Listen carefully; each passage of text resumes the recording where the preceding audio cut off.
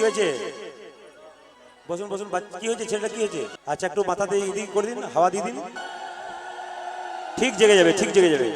মদন মোহন কি একটু ভক্তি করে প্রসাদটা সেবা করে দিবেন, ঠিক হয়ে যাবে। সবাই বসুন।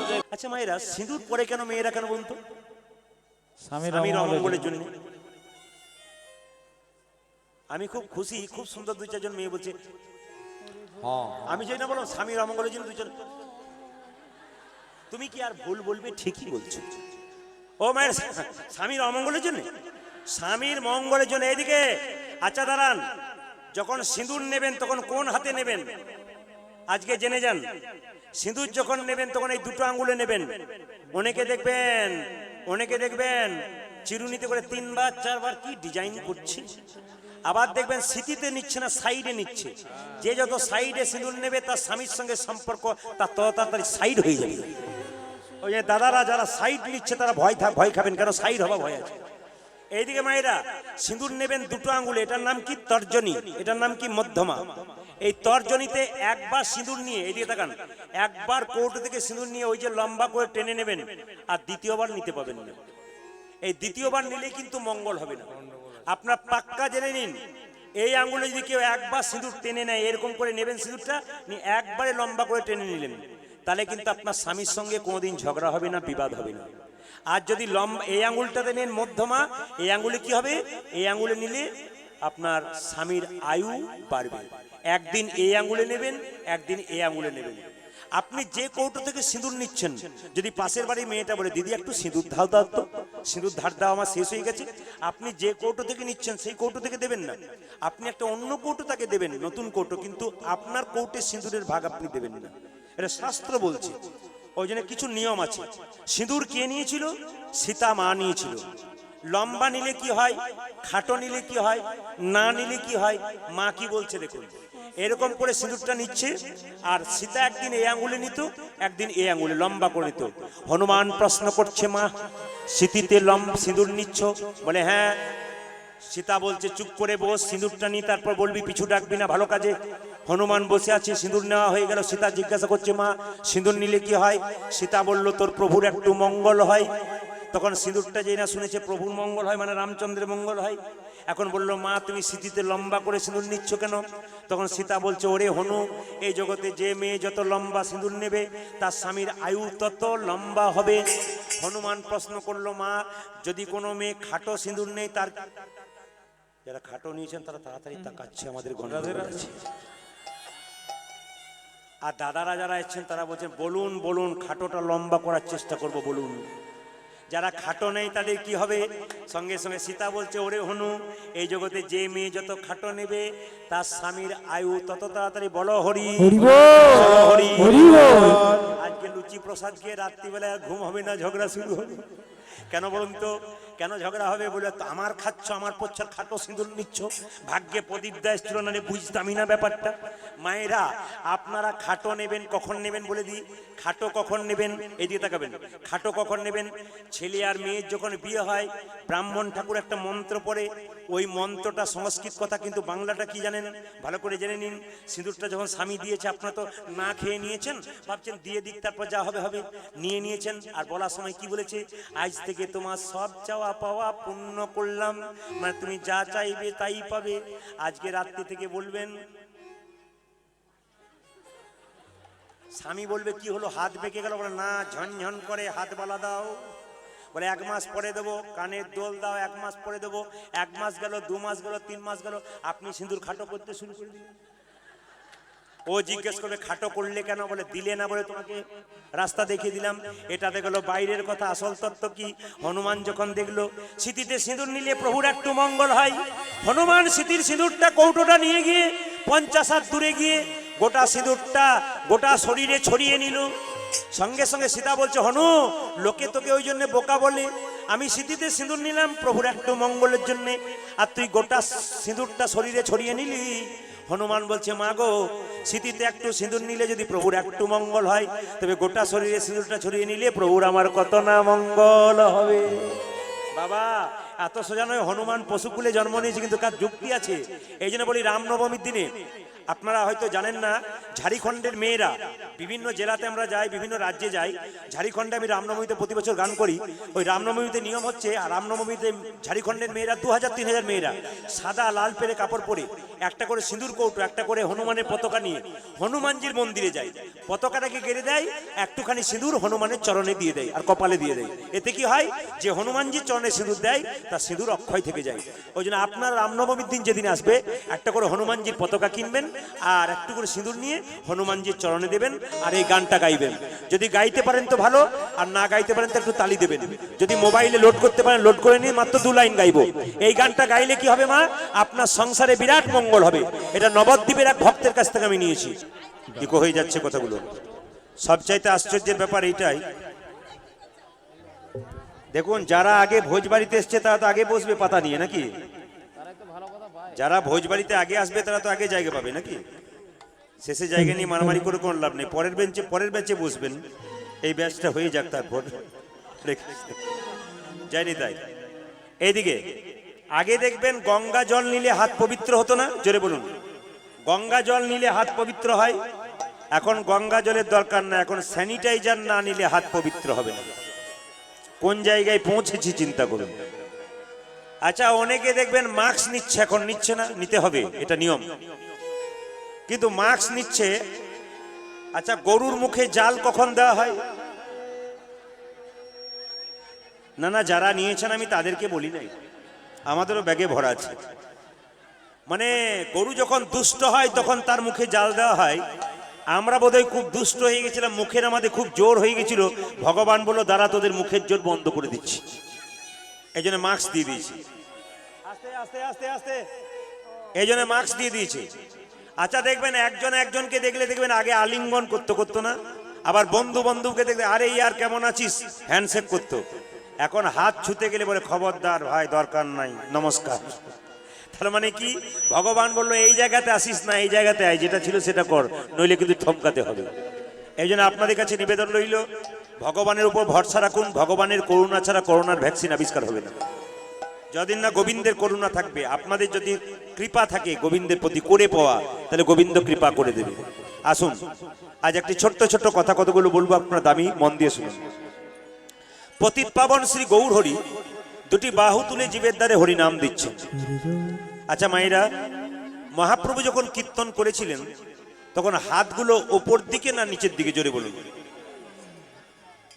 দু একজন মনে মনে ভাবছে ভাবি তারপর বলবো। না না, ভেবে বলবেন না, হুট করে বলবেন। মহাপ্রভু যখন কীর্তন করতেন তখন হাতগুলো ওপর দিকে থাকতো। আচ্ছা, সবাই করেছেন, বাকি মনে মনে ভাবছেন যা ঠান্ডা পড়েছে বেশি হাত ওঠালেই ভেতর হুড় করে গেলে, ভেতর গুড়গুড় করলে পালিয়ে যাব। না না, হাতটা কেন উঠিয়েছিলেন মা? এই দিকে তাকান। একজন ভক্ত জিজ্ঞাসা করছে, ঠাকুর তুমি যে হাতটা তুলেছো তোমার হাতে ব্যথা হয় না? বলে ব্যথা আবার হয় না। বলে তাহলে নামাও। বলে কি করে নামাবো? তোরা তুলছিস না তাই আমি হাত তুলে আছি। একজন ভক্ত বলল, ঠাকুর এই তো আমি তুলে দিয়েছি, এইবার নামাও। বলছে না, তোদের পেছনে যারা আছে তারা, আপনাদের বলি নেই, বলছে তোদের পেছনে যারা আছে তারা তুলবে না। আমার পেছনে মানে কি, পরের জন্মে যারা জন্ম নেবে তারা তুলবে না। ওই জন্য জন্ম জন্মান্তর ধরে আমি হাত তুলেই আছি। আচ্ছা, মানুষ হাত তোলে কখন? একটা একটা করে দেখুন। মানুষ হাত তোলে কখন? দেখবেন রাস্তায় টোটো বা অটো যাচ্ছে, এ দাদা এইদিকে আসুন, যাবো বাজারে, হাত তুললেন এরকম করে। আর হাত তোলে কখন? যখন পুকুরে ডুবে গেলেন তখন দেখবেন, পুকুরে ডুবে গেলে যখন কেউ ডুবে যায় তখন দেখবেন হাতগুলো এরকম করে। কেন বলুন তো? হাত দেখলে কেউ যদি বাঁচায়। আর হাত তোলে কখন? যখন কেউ মাথায় কোনো কিছু বোঝা নিয়ে যায়। আচ্ছা বলুন তো, মহাপ্রভু কি নিয়ে যাচ্ছিল? তিনি কি বোঝা নিয়ে যাচ্ছিলেন? তিনি কি জলে ডুবে গিয়েছিলেন? না তিনি কি টোটো ধরেছিলেন? আপনারা কোনোটাতেই না বলছেন, কিন্তু একটা ছিল কি, মহাপ্রভুর হাতে বোঝা ছিল।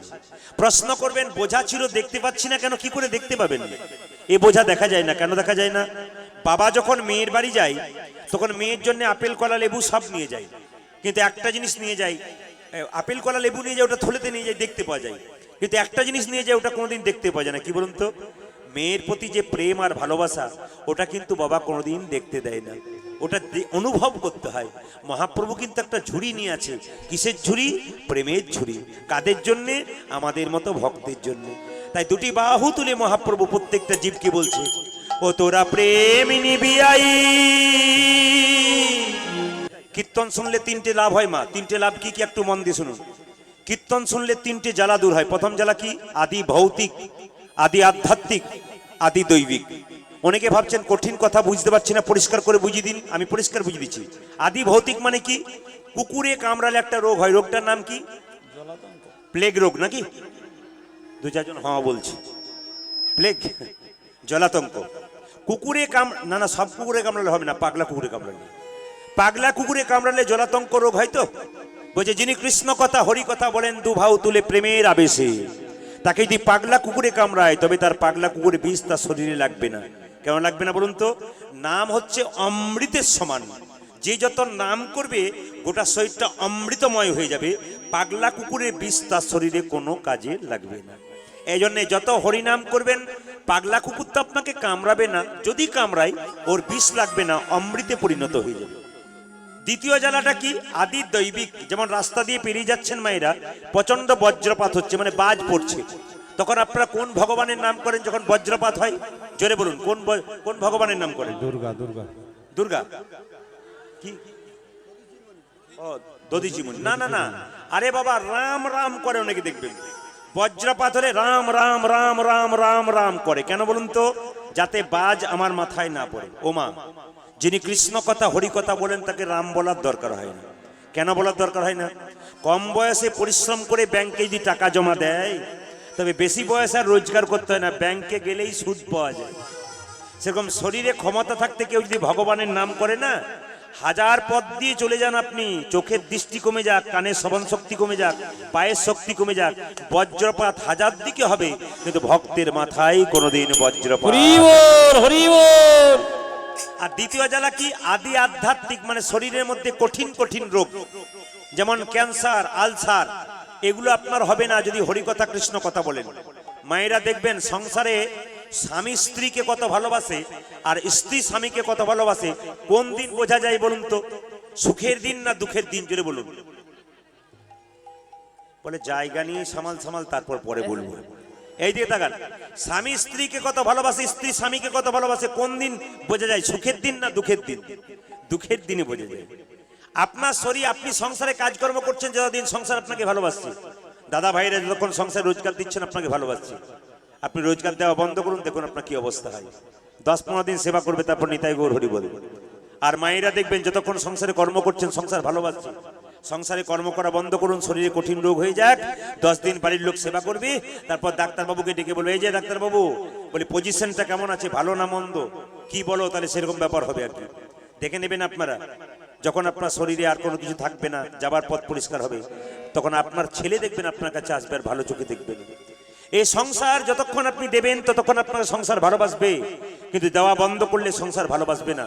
কিন্তু ভগবান যদি একবার কেউ দিয়ে রাখেন মা, ভগবান চিরকাল আপনাকে সন্তানের মতো ভালোবেসে যাবে। শেষ দিন পর্যন্ত ভগবান কারো ঋণ রাখে না। এই জন্য আপনারা যেখানে মহোৎসব হবে সেখানে দান করবেন। কেন করবেন? ঋণ রাখেন। আজকে দেখুন এখানে এনারা খুব সুন্দর একটা ব্যবস্থা করেছেন, কীর্তনের শেষে আপনাদের প্রসাদের ব্যবস্থা করেছেন। কীর্তন শুনবেন, সারিবদ্ধভাবে এখানে বসবেন, আপনারা প্রসাদ নিয়ে যাবেন। এনারা থালায় বসিয়ে, পাতায় থালায় বসিয়ে আপনাদের প্রসাদ দেবে। হ্যাঁ, লুচি প্রসাদ দেবে আপনাদের, খুব সুন্দর ব্যবস্থা করেছেন। এই প্রসাদ নিয়ে আপনারা যাবেন। নাম এবং সেবা দুটা করে যাবে, খুব দামি জিনিস। তাই 3টে জ্বালা দূর হয়। নিতাই চাঁদ কি করলো? অধম পতিত জীবের দ্বারে হরি নাম দিচ্ছে। কিভাবে? উলুধ্বনি। অধম পতিত জীবের দ্বারে দ্বারে গিয়া। এক রাজা একটি প্রশ্ন করেছিল, সেই প্রশ্নের উত্তর কেউ দিতে পারলে রাজা তাকে রাজত্ব দেবে। আজকে আপনাদের এই রঞ্জিত বাটিতে সেই প্রশ্নটা করে যাব, যদি কেউ উত্তর দিতে পারেন তৈরি হয়ে থাকুন, খুব মন দিয়ে শুনবেন। রাজা কিন্তু আপনাকে গোটা রাজত্বটা দিয়ে দেবে, প্রচার করেছে। প্রশ্নটা বলবো না, বাদ দিয়ে দেবো। বলি, রাজা হবার সাধ্য সবার আছে। প্রথম প্রশ্ন হচ্ছে, একটাই প্রশ্ন, কি? রাজা প্রশ্ন করেছে, ভগবান কোথায় থাকে? আপনাদের কারো জানা আছে? 2-4 জন এইখানে দেখাচ্ছে, হ্যাঁ মনে দেখাচ্ছে, 2-4 জন মন্দিরে দেখাচ্ছে। না না, ভগবান কোথায় থাকে রাজা প্রশ্ন করেছে।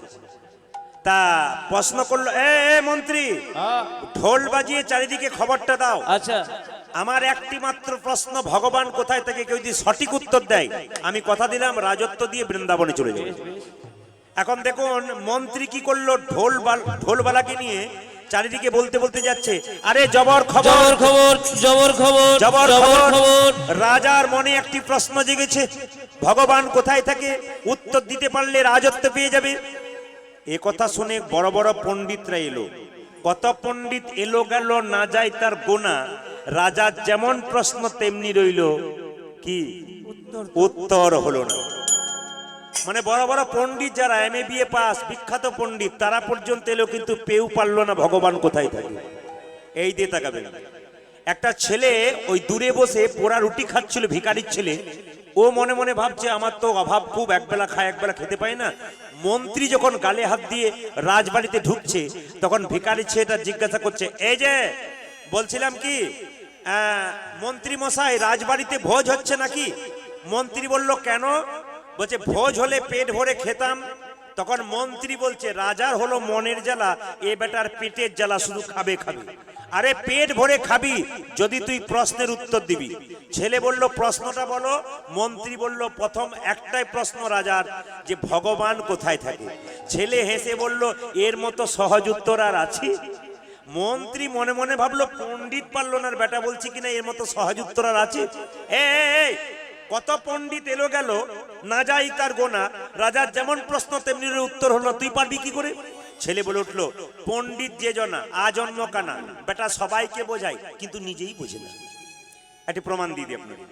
আমি কীর্তনিয়া প্রদীপ পাল, আমার স্ত্রী কিন্তু খুব ইচ্ছা হয় কীর্তন শুনবো, কিন্তু আমার পারমিশন নেই। কেন বলুন তো? যদি কীর্তন করতে গিয়ে একটা ভালো কথা বলে ফেলি, সেটা ঘরে না ব্যবহার করতে পারি, তাহলে বলবে, এই তুমি বলছো এক আর করছো এক। এই জন্যে না না, আমার কথা বলি না, আমি উদাহরণ দিলাম। উনি সুযোগ পান না কীর্তন শোনা। কেন? এত ব্যস্ত মানুষ, সুযোগ পান না। মানে ইউটিউব দেখবারও সময় পায় না, এত ব্যস্ত মানুষ। বাড়িতে প্রচুর ভক্তের আসা যাওয়া হয়, এই জন্য এত ব্যস্ত মানুষ, সময় হয় না। তো আমি বলি আপনাদেরকে, পণ্ডিত যে জনা আজন্ম কানা, উনি সবাইকে বোঝান, নিজেই বোঝেন। একজন ভাগবত পণ্ডিত চারিদিকে ভাগবত পাঠ করে বেড়াই। এখন ওর স্ত্রীর খুব ইচ্ছা হয়েছে, আমার স্বামী যদি একদিন ভাগবত পাঠ করে না, তাহলে আমি শুনবো। তবে আমাদের গ্রামে হলে শুনবো, পাশে কোথাও যেতে পারবো না। এখন গ্রামের মোড়ল মশাই বলল, পাঠক আমার বাড়িতে আজকে ভাগবত পাঠ সন্ধ্যে 6টায়। ওর স্ত্রীকে বলে, শুনছো, তোমার মনের ইচ্ছা পূর্ণ হয়ে গেল। বলে, কেন? আমাদের গ্রামেই আজকে সন্ধ্যে 6টা। দিনটা কি ছিল? আজকে যেমন একাদশীর দিন, একাদশীর দিনটাই ছিল। এখন লক্ষ্য করুন, ওর স্ত্রী তখন পাশের বাড়ির মেয়েটাকে বলছে, মিনার মা, ও মিনার মা, বলে বসে বসে ভাবছো কি? আমাদের লোকটা ভাগবত পাঠ করবে, চলো শুনবো কি? এখন সবাই লোকজন জড়ো হয়েছে, উনি ভাগবত পাঠ করার জন্য আসরে বসে আছেন। তখন মিনার মায়ের পাশে উনি বসে আছেন, দেখছেন কেমন করে পাঠ করে দেখি। তখন ভাগবত পাঠক বলছে, মায়েরা সব শুনছেন। ওর স্ত্রী মনে মনে ভাবছে, কি বলবে একবার শুনি। শুনছেন, আজকে একাদশীর দিন, বেগুন খেতে নাই। যদি কেউ বেগুন খায়, বেগুনে পোকা থাকে, তার পোকা খাওয়া হয়। ওর স্ত্রী তখন পাশের বাড়ির মিনার মাকে বলছে, মিনার মা বলছে কি, একাদশীর দিনে বেগুন খেতে নাই, দুপুর বেলায় ওই বেগুনের তরকারি খেয়ে একবার বাড়ি চলুক, তারপর দেখাচ্ছি মজা, বেগুন খেতে নাই না আছে। এখন মায়েরা কিছু মনে করবেন না, ও কিন্তু কোমরে কাপড়টা বেঁধে বাড়ি চলে গেছে। এখন ভাগবত পাঠক মনে মনে ভাবছে, বাড়িতে কাজ আছে, তাহলে শুনে চলে গেছে। উনি যখন যাচ্ছেন, রাত্রে বেলা বা কিছু খাবে বলে রেখেছে একটু। তো লক্ষ্য করুন, ভাগবত পাঠক, কি গো কেমন শুনলে? শুনলাম না, ছাই শুনলাম। কি করেছে দেখুন, যে তরকারিটা রাত্রিবেলা খাবার যে রেখেছিল সেটা ফেলতে যাচ্ছে। কি করছো কি? লোককে বলছে বেগুন খেতে নাই, আর আমাকে খাওয়ালো, নিজেও খাবার রাতে খাবে বলে রেখেছে, পোকা খাচ্ছে। হ্যাঁ দেখো দেখিনি। সঙ্গে সঙ্গে বলছে, খেপি ওটা আমাদের জন্য নয়, ওটা ওদের জন্য। ওই জন্য বাবা, পণ্ডিত যে জন আজন্ম কানা। বেটা সবাইকে বোঝালো, নিজেই কোনোদিন বুঝলো না। এইরকমটাই হয়। তো লক্ষ্য করুন, ছেলেটিকে যেই না বলেছে, তাহলে তুই প্রশ্নের উত্তর দিবি, বলে 100%। এই দিলে ভালো, নইলে তোর গর্দান গেল। ছেলে বললো, কোনো ব্যাপার না, একবেলা খায় একবেলা খায় না, রাজার হাতে মরবো, নইলে রাজত্ব পাবো, কিছু একটা হবে আর কি। এখন কি করেছে ছেলেটা? কি করেছে? ছেঁড়া কাপড় পরে একবারে সোজা রাজ। ওখানে কি হচ্ছে? কি হচ্ছে ওখানে? এই যে ওখানে কি হচ্ছে? কমিটির ভাইরা কে আছে ভাই? ওইখানটায় কি হচ্ছে? একবার অসভ্যের মতো একে আছো, একে আছো। ওই যে ওই যে ওই যে ওই যে ওখানে দাঁড়িয়ে। ওইখানটা কি হচ্ছে? না না, ওখানে নয়, রাজার বাড়িতে হচ্ছে। ওখানে যারা দাঁড়িয়ে আছে তারা ভাবছে আমাদের টার্গেট করেছে। না না, আপনাদের বলি নাই। একবারে দরজার সামনে ঢুকেছে ভিখারির ছেঁড়া কাপড়টা পরে ঢুকে গেছে।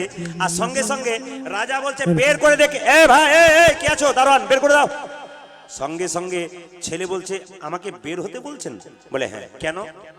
রাজবাড়িতে ঢুকেছিস আর ছেঁড়া কাপড় পরে ভালো কাপড় পরতে পারিস না, অভদ্র কোথাকার। ছেলে বলল, রাজামশাই ছোট মুখে বড় কথা হবে, একটা কথা জিজ্ঞেস করবো। কি? আপনি বললেন ছেঁড়া কাপড় পরে রাজবাড়িতে প্রবেশ করতে নাই, ভালো কাপড় পরে প্রবেশ করতে হয়। কোন একজন ব্যক্তি সারা জীবন ডাকাতি করলো, চুরি করলো, একটা ভালো কাপড় পরে আপনার সামনে এসে দাঁড়ালো, ও ভদ্রলোক হয়ে গেল? রাজা বলছে, মন্ত্রী আচ্ছা ছেলে ধরেছো। বলে কেন? ছেঁড়া কাপড় হতে পারে, ভেতরে মাল আছে, মুখে ঝাল আছে, এ বেটা পারবে। এই তুই কে রে? আমি ভিখারির ছেলে। তোকে আর ভিক্ষা করতে হবে না, চিরকাল বসে খাবি, একটা প্রশ্নের উত্তর দিবি। কি? ভগবান কোথায় থাকে? আস্তে আস্তে উত্তরটা শুনে নিন আপনারা যারা পারলেন না। ভগবান কোথায় থাকে? ছেলে বলল, উত্তর দেবো তবে 5 মিনিট পরে। বলে কেন? অনেকটা রাস্তা হেঁটে এলাম, তো 1 গ্লাস শরবত হবে? যখনই বলেছে 1 গ্লাস শরবত হবে, সঙ্গে সঙ্গে রাজা বলল, কে আছিস 1 গ্লাস শরবত দে। ছেলেটাকে 1 গ্লাস শরবত দিয়েছে। ছেলে জিজ্ঞেস করলো, রাজামশাই এটা শরবত? হ্যাঁ। ছেলে কেমন প্রশ্ন করছে দেখুন, এটা যদি শরবত তাহলে চিনি কই? শরবত তৈরি করার পর চিনি দেখতে পান আপনারা? কেমন ছেলে দেখুন, রাজাকে বলছে যদি এটা শরবত তাহলে চিনি কই? রাজা বললো, এই জন্য তুই ভিখারি নইলে প্রফেসর হতে পারতিস। আরে জলের মধ্যে চিনি আছে, খালি চোখে দেখা যায় না, চুমুক দিলে বুঝবি চিনি আছে। ছেলে বললো, রাজামশাই কিছু মনে করবেন না, এই গ্লাসটার মধ্যে আপনার প্রশ্নের উত্তর আছে। বলে বুঝলাম না। বলে হ্যাঁ, জলের মধ্যে চিনি আছে, তা যেমন খালি চোখে দেখা যায় না, চুমুক দিলে বোঝা যায়, বিশ্ব ব্রহ্মাণ্ডের মধ্যে ভগবান চিনির মতো মিশে আছে। যে ভক্ত ভক্তি চুমুক দেয় একমাত্র তাই গৌর, হরি বল, হরি বল। তার মানে কি বাবা? ভক্তি যার কৃষ্ণ তার সর্বশাস্ত্রে কয়, ভক্তি না থাকিলে কৃষ্ণ দেখিলে কি বা হয়। আপনি মন্দিরে একটা মূর্তি দেখছেন, যদি মনে করেন ভেতরে কাঠ আছে, খড় আছে, হ্যাঁ মাটি আছে, রং আছে, এই ভাবনা করলে আপনার ভগবান দেখা হলো না। আপনি পাথরকে যদি ভগবান বলে বিশ্বাস করেন, তিনি কিন্তু আপনার সামনে এসে ভগবান হয়ে হাজির হবেন। ওই জন্য বিশ্বাসে মিলাই বস্তু তর্কে বহুদূর। এই জগতে যার বিশ্বাস নাই তার ভগবান নাই, আর যার বিশ্বাস আছে তার ভগবান আছে। ওই যে একটা প্রমাণ দিয়ে দিই আপনাদেরকে, কোনো জিনিস নিয়ে তর্ক করবেন না, যুক্তিতে যাবেন মুক্তি পাবেন।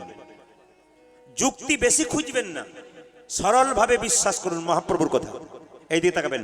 মহাপ্রভু বলেছেন, সরল ভাবে বিশ্বাস করো, গোবিন্দের কৃপা পাবে। গোবিন্দকে বিশ্বাসের ব্যাপারে বেশি প্যাঁচ পুঁচ করবে না, নইলে তুমি প্যাঁচেই পড়ে যাবে। প্রমাণ দেখুন, রামকৃষ্ণদেব বলছে, রামবাবু আর শ্যামবাবু দুজন বাগানে গেল, আম বাগানে, আম খাবার জন্য। তো রামবাবু কি করলো, গিয়েই যিনি বাগানের মালিক তাকে বলল, ভাই, বলে কি বাগানে আম কত হয়? বলে প্রায় 50 কুইন্টাল আম হয়। ও, তা বিক্রি করলে কত লাভ হয়? তা প্রায় 50,000 টাকা লাভ হয়। ও আচ্ছা, এগুলো কোথায় কোথায় বিক্রি করা হয়? উনি খালি মালির সঙ্গে গল্প করছেন আর হিসাব করছেন। আর শ্যামবাবু কি করেছে, প্রথমে মালির সঙ্গে একবার পরিচয় করেছে, আপনি মালি? বলে হ্যাঁ। আচ্ছা ভালো আছেন তো? বলে হ্যাঁ। ওর সঙ্গে পরিচয় করার পরে একটা করে আম পাচ্ছে আর খাচ্ছে। আচ্ছা বলুন তো, কোন ব্যক্তি বুদ্ধিমান, রামবাবু না শ্যামবাবু? জোরে বলুন, কোন ব্যক্তি? ডান দিক থেকে উত্তর আসছে, বাঁ দিক থেকে ভাবছে যে 2 দিন পরে আপনার মোবাইল নাম্বার নিয়ে বলবো, এখন বুঝতে পারছি না। কে বেশি বুদ্ধিমান, রামবাবু না শ্যামবাবু? আরে বাবা শ্যামবাবু। কেন বলুন তো? উনি কিন্তু পরিচয় করেছেন আর আম খাচ্ছেন, আর রামবাবু খালি হিসাব করছেন কত আম কত টাকা। দেখবেন যারা বই পত্র বেশি পড়ে না, ওদের ভক্তি বেশি হয় না। কেন বলুন তো? ওরা শুধু হিসাবই করে গেল, ভগবান বিশ্বাস আর হলো না। মালা কেন পরেছো, তিলক কেন নিয়েছো, এতে তোমার লাভ কি আছে, এই হিসাব নিকাশ। মহাপ্রভু কিন্তু প্রথম থেকে কৃষ্ণ বলে কাঁদে নাই। আপনারা জানেন মহাপ্রভু কোনদিন প্রথম থেকে কৃষ্ণ বলে কাঁদে নাই। কখন কেঁদেছিল? যখন তিনি ঈশ্বরপুরীর কাছে সঙ্গ করেছিলেন গয়াতে গিয়ে, তখন থেকে কিন্তু তিনি ঈশ্বরের ভগবানের নামে কেঁদেছিল। তার আগে ভগবান বিশ্বাস করতো না। ব্রাহ্মণরা স্নান করতে গেলে কি করতো, পায়ের জলটা তাদের গায়ে ছুড়ে দিত, হ্যাঁ জলে ঝাঁপিয়ে দিত, পায়ের জল তাদের গায়ে লেগে যেত, চিৎকার করে বলতো, তুই লক্ষ্মী ছাড়া হয়ে যা। তিনি ন্যায় শাস্ত্র নিয়ে পড়াশোনা করেছেন, শুধু যুক্তি, এটা কি ওটা কি, এটা প্রথম থেকে তিনি করছিলেন। কিন্তু তারপর ঈশ্বরপুরী সঙ্গ পাবার সঙ্গে সঙ্গে তিনি কি করলেন, কৃষ্ণ বলে কাঁদবার সুযোগ পেলেন বাবা। ওই জন্য ভালো গুরুর সঙ্গ যখন আপনারা পাবেন তখন গোবিন্দ কৃপা আপনাদের হয়ে যাবে। একটু প্রমাণ দিয়ে দিই আপনাদের ভালো গুরু কেমন। আপনারা তো অনেকে ইউটিউবে শুনেছেন, তারা বলে দিই। একজন ভক্ত মানে বিবেকানন্দ রামকৃষ্ণদেবকে জিজ্ঞাসা করলো, ঠাকুর গুরু মন্ত্র নেবার কি দরকার আছে? ওই মন্ত্রটা তো বইয়ে পাওয়া যায়, মুখস্থ করে বললেই হয়। আবার গুরু আসবে, ধুতি লাগবে, পাঞ্জাবি লাগবে, জুতো লাগবে, টাকা লাগবে, কি দরকার আছে? বিবেকানন্দ প্রশ্ন করছে ঠাকুরকে, কি দরকার? আমার দরকার নাই, আমাকে বইটা বলে দাও, কোন বইতে মন্ত্র লেখা আছে মুখস্থ করবো বলে দেবো। ঠাকুর বলল, হ্যাঁ, শুধু বই পড়ে যদি তুই মন্ত্র পড়িস তাও মুক্তি পাবি, আর গুরুর কাছে নিলেও তুই মুক্তি পাবি, তবে মুক্তিটা কেমন তফাৎ একটু দেখে নি। বলে কিরকম? এইদিকে তাকাবেন। দক্ষিণেশ্বরে গঙ্গার ঘাটে বসে আছে বিবেকানন্দ আর রামকৃষ্ণ। রামকৃষ্ণ তাকে ওই উত্তরটা দেবার জন্য কি করলো দেখুন, বলছে ওই দেখ ওটা কি আসছে বলতো, বলছে ডিঙ্গি নৌকা। বিবেকানন্দ বলছে ওটা ডিঙ্গি নৌকা আসছে। বলছে এটা যদি এখান থেকে চন্দননগর যায় কত সময় লাগবে? বিবেকানন্দ বলছে তা 6 ঘন্টা সময় লাগবে। বলছে ওই দেখ আরেকটা কি আসছে দেখতো, বলছে ওইটা স্টিমার আসছে। আচ্ছা বলতো স্টিমারটা এখান থেকে চন্দননগর যেতে কত সময় লাগবে? বলছে 8 ঘন্টা সময় লাগবে।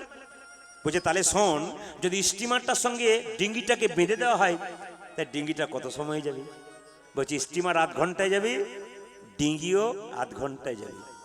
ভক্ত হলো ডিঙ্গি আর গুরুদেব হলো স্টিমার। যদি কেউ গুরুদেব নামক স্টিমারের সঙ্গ করতে পারে বাবা, ভক্ত ডিঙ্গি বেশি দাঁড়ে লাগবে না, সঙ্গে সঙ্গে নিতাই গৌর হরিবল। হরিবল হরিবল। গতবার এখানে গিয়েছিলাম বিষ্ণুপ্রিয়ার অন্তর্ধান কাহিনী। ভক্তদের অনুরোধ ছিল আজকে ভক্ত চরিত্র ভক্ত রঘুনন্দনের কথা বলেছেন ভক্তরা, তা আপনাদের সামনে এই লীলাটি আস্বাদন করানো হবে। আর কমিটির ভাইদেরকে বলবো যে বাতাসার কথা বলেছি সেই বাতাসাটা আপনারা আনুন, কীর্তনের শেষে আপনারা ওই যে প্রসাদ দেবে ওনারা ওই প্রসাদটা নিয়ে যাবেন।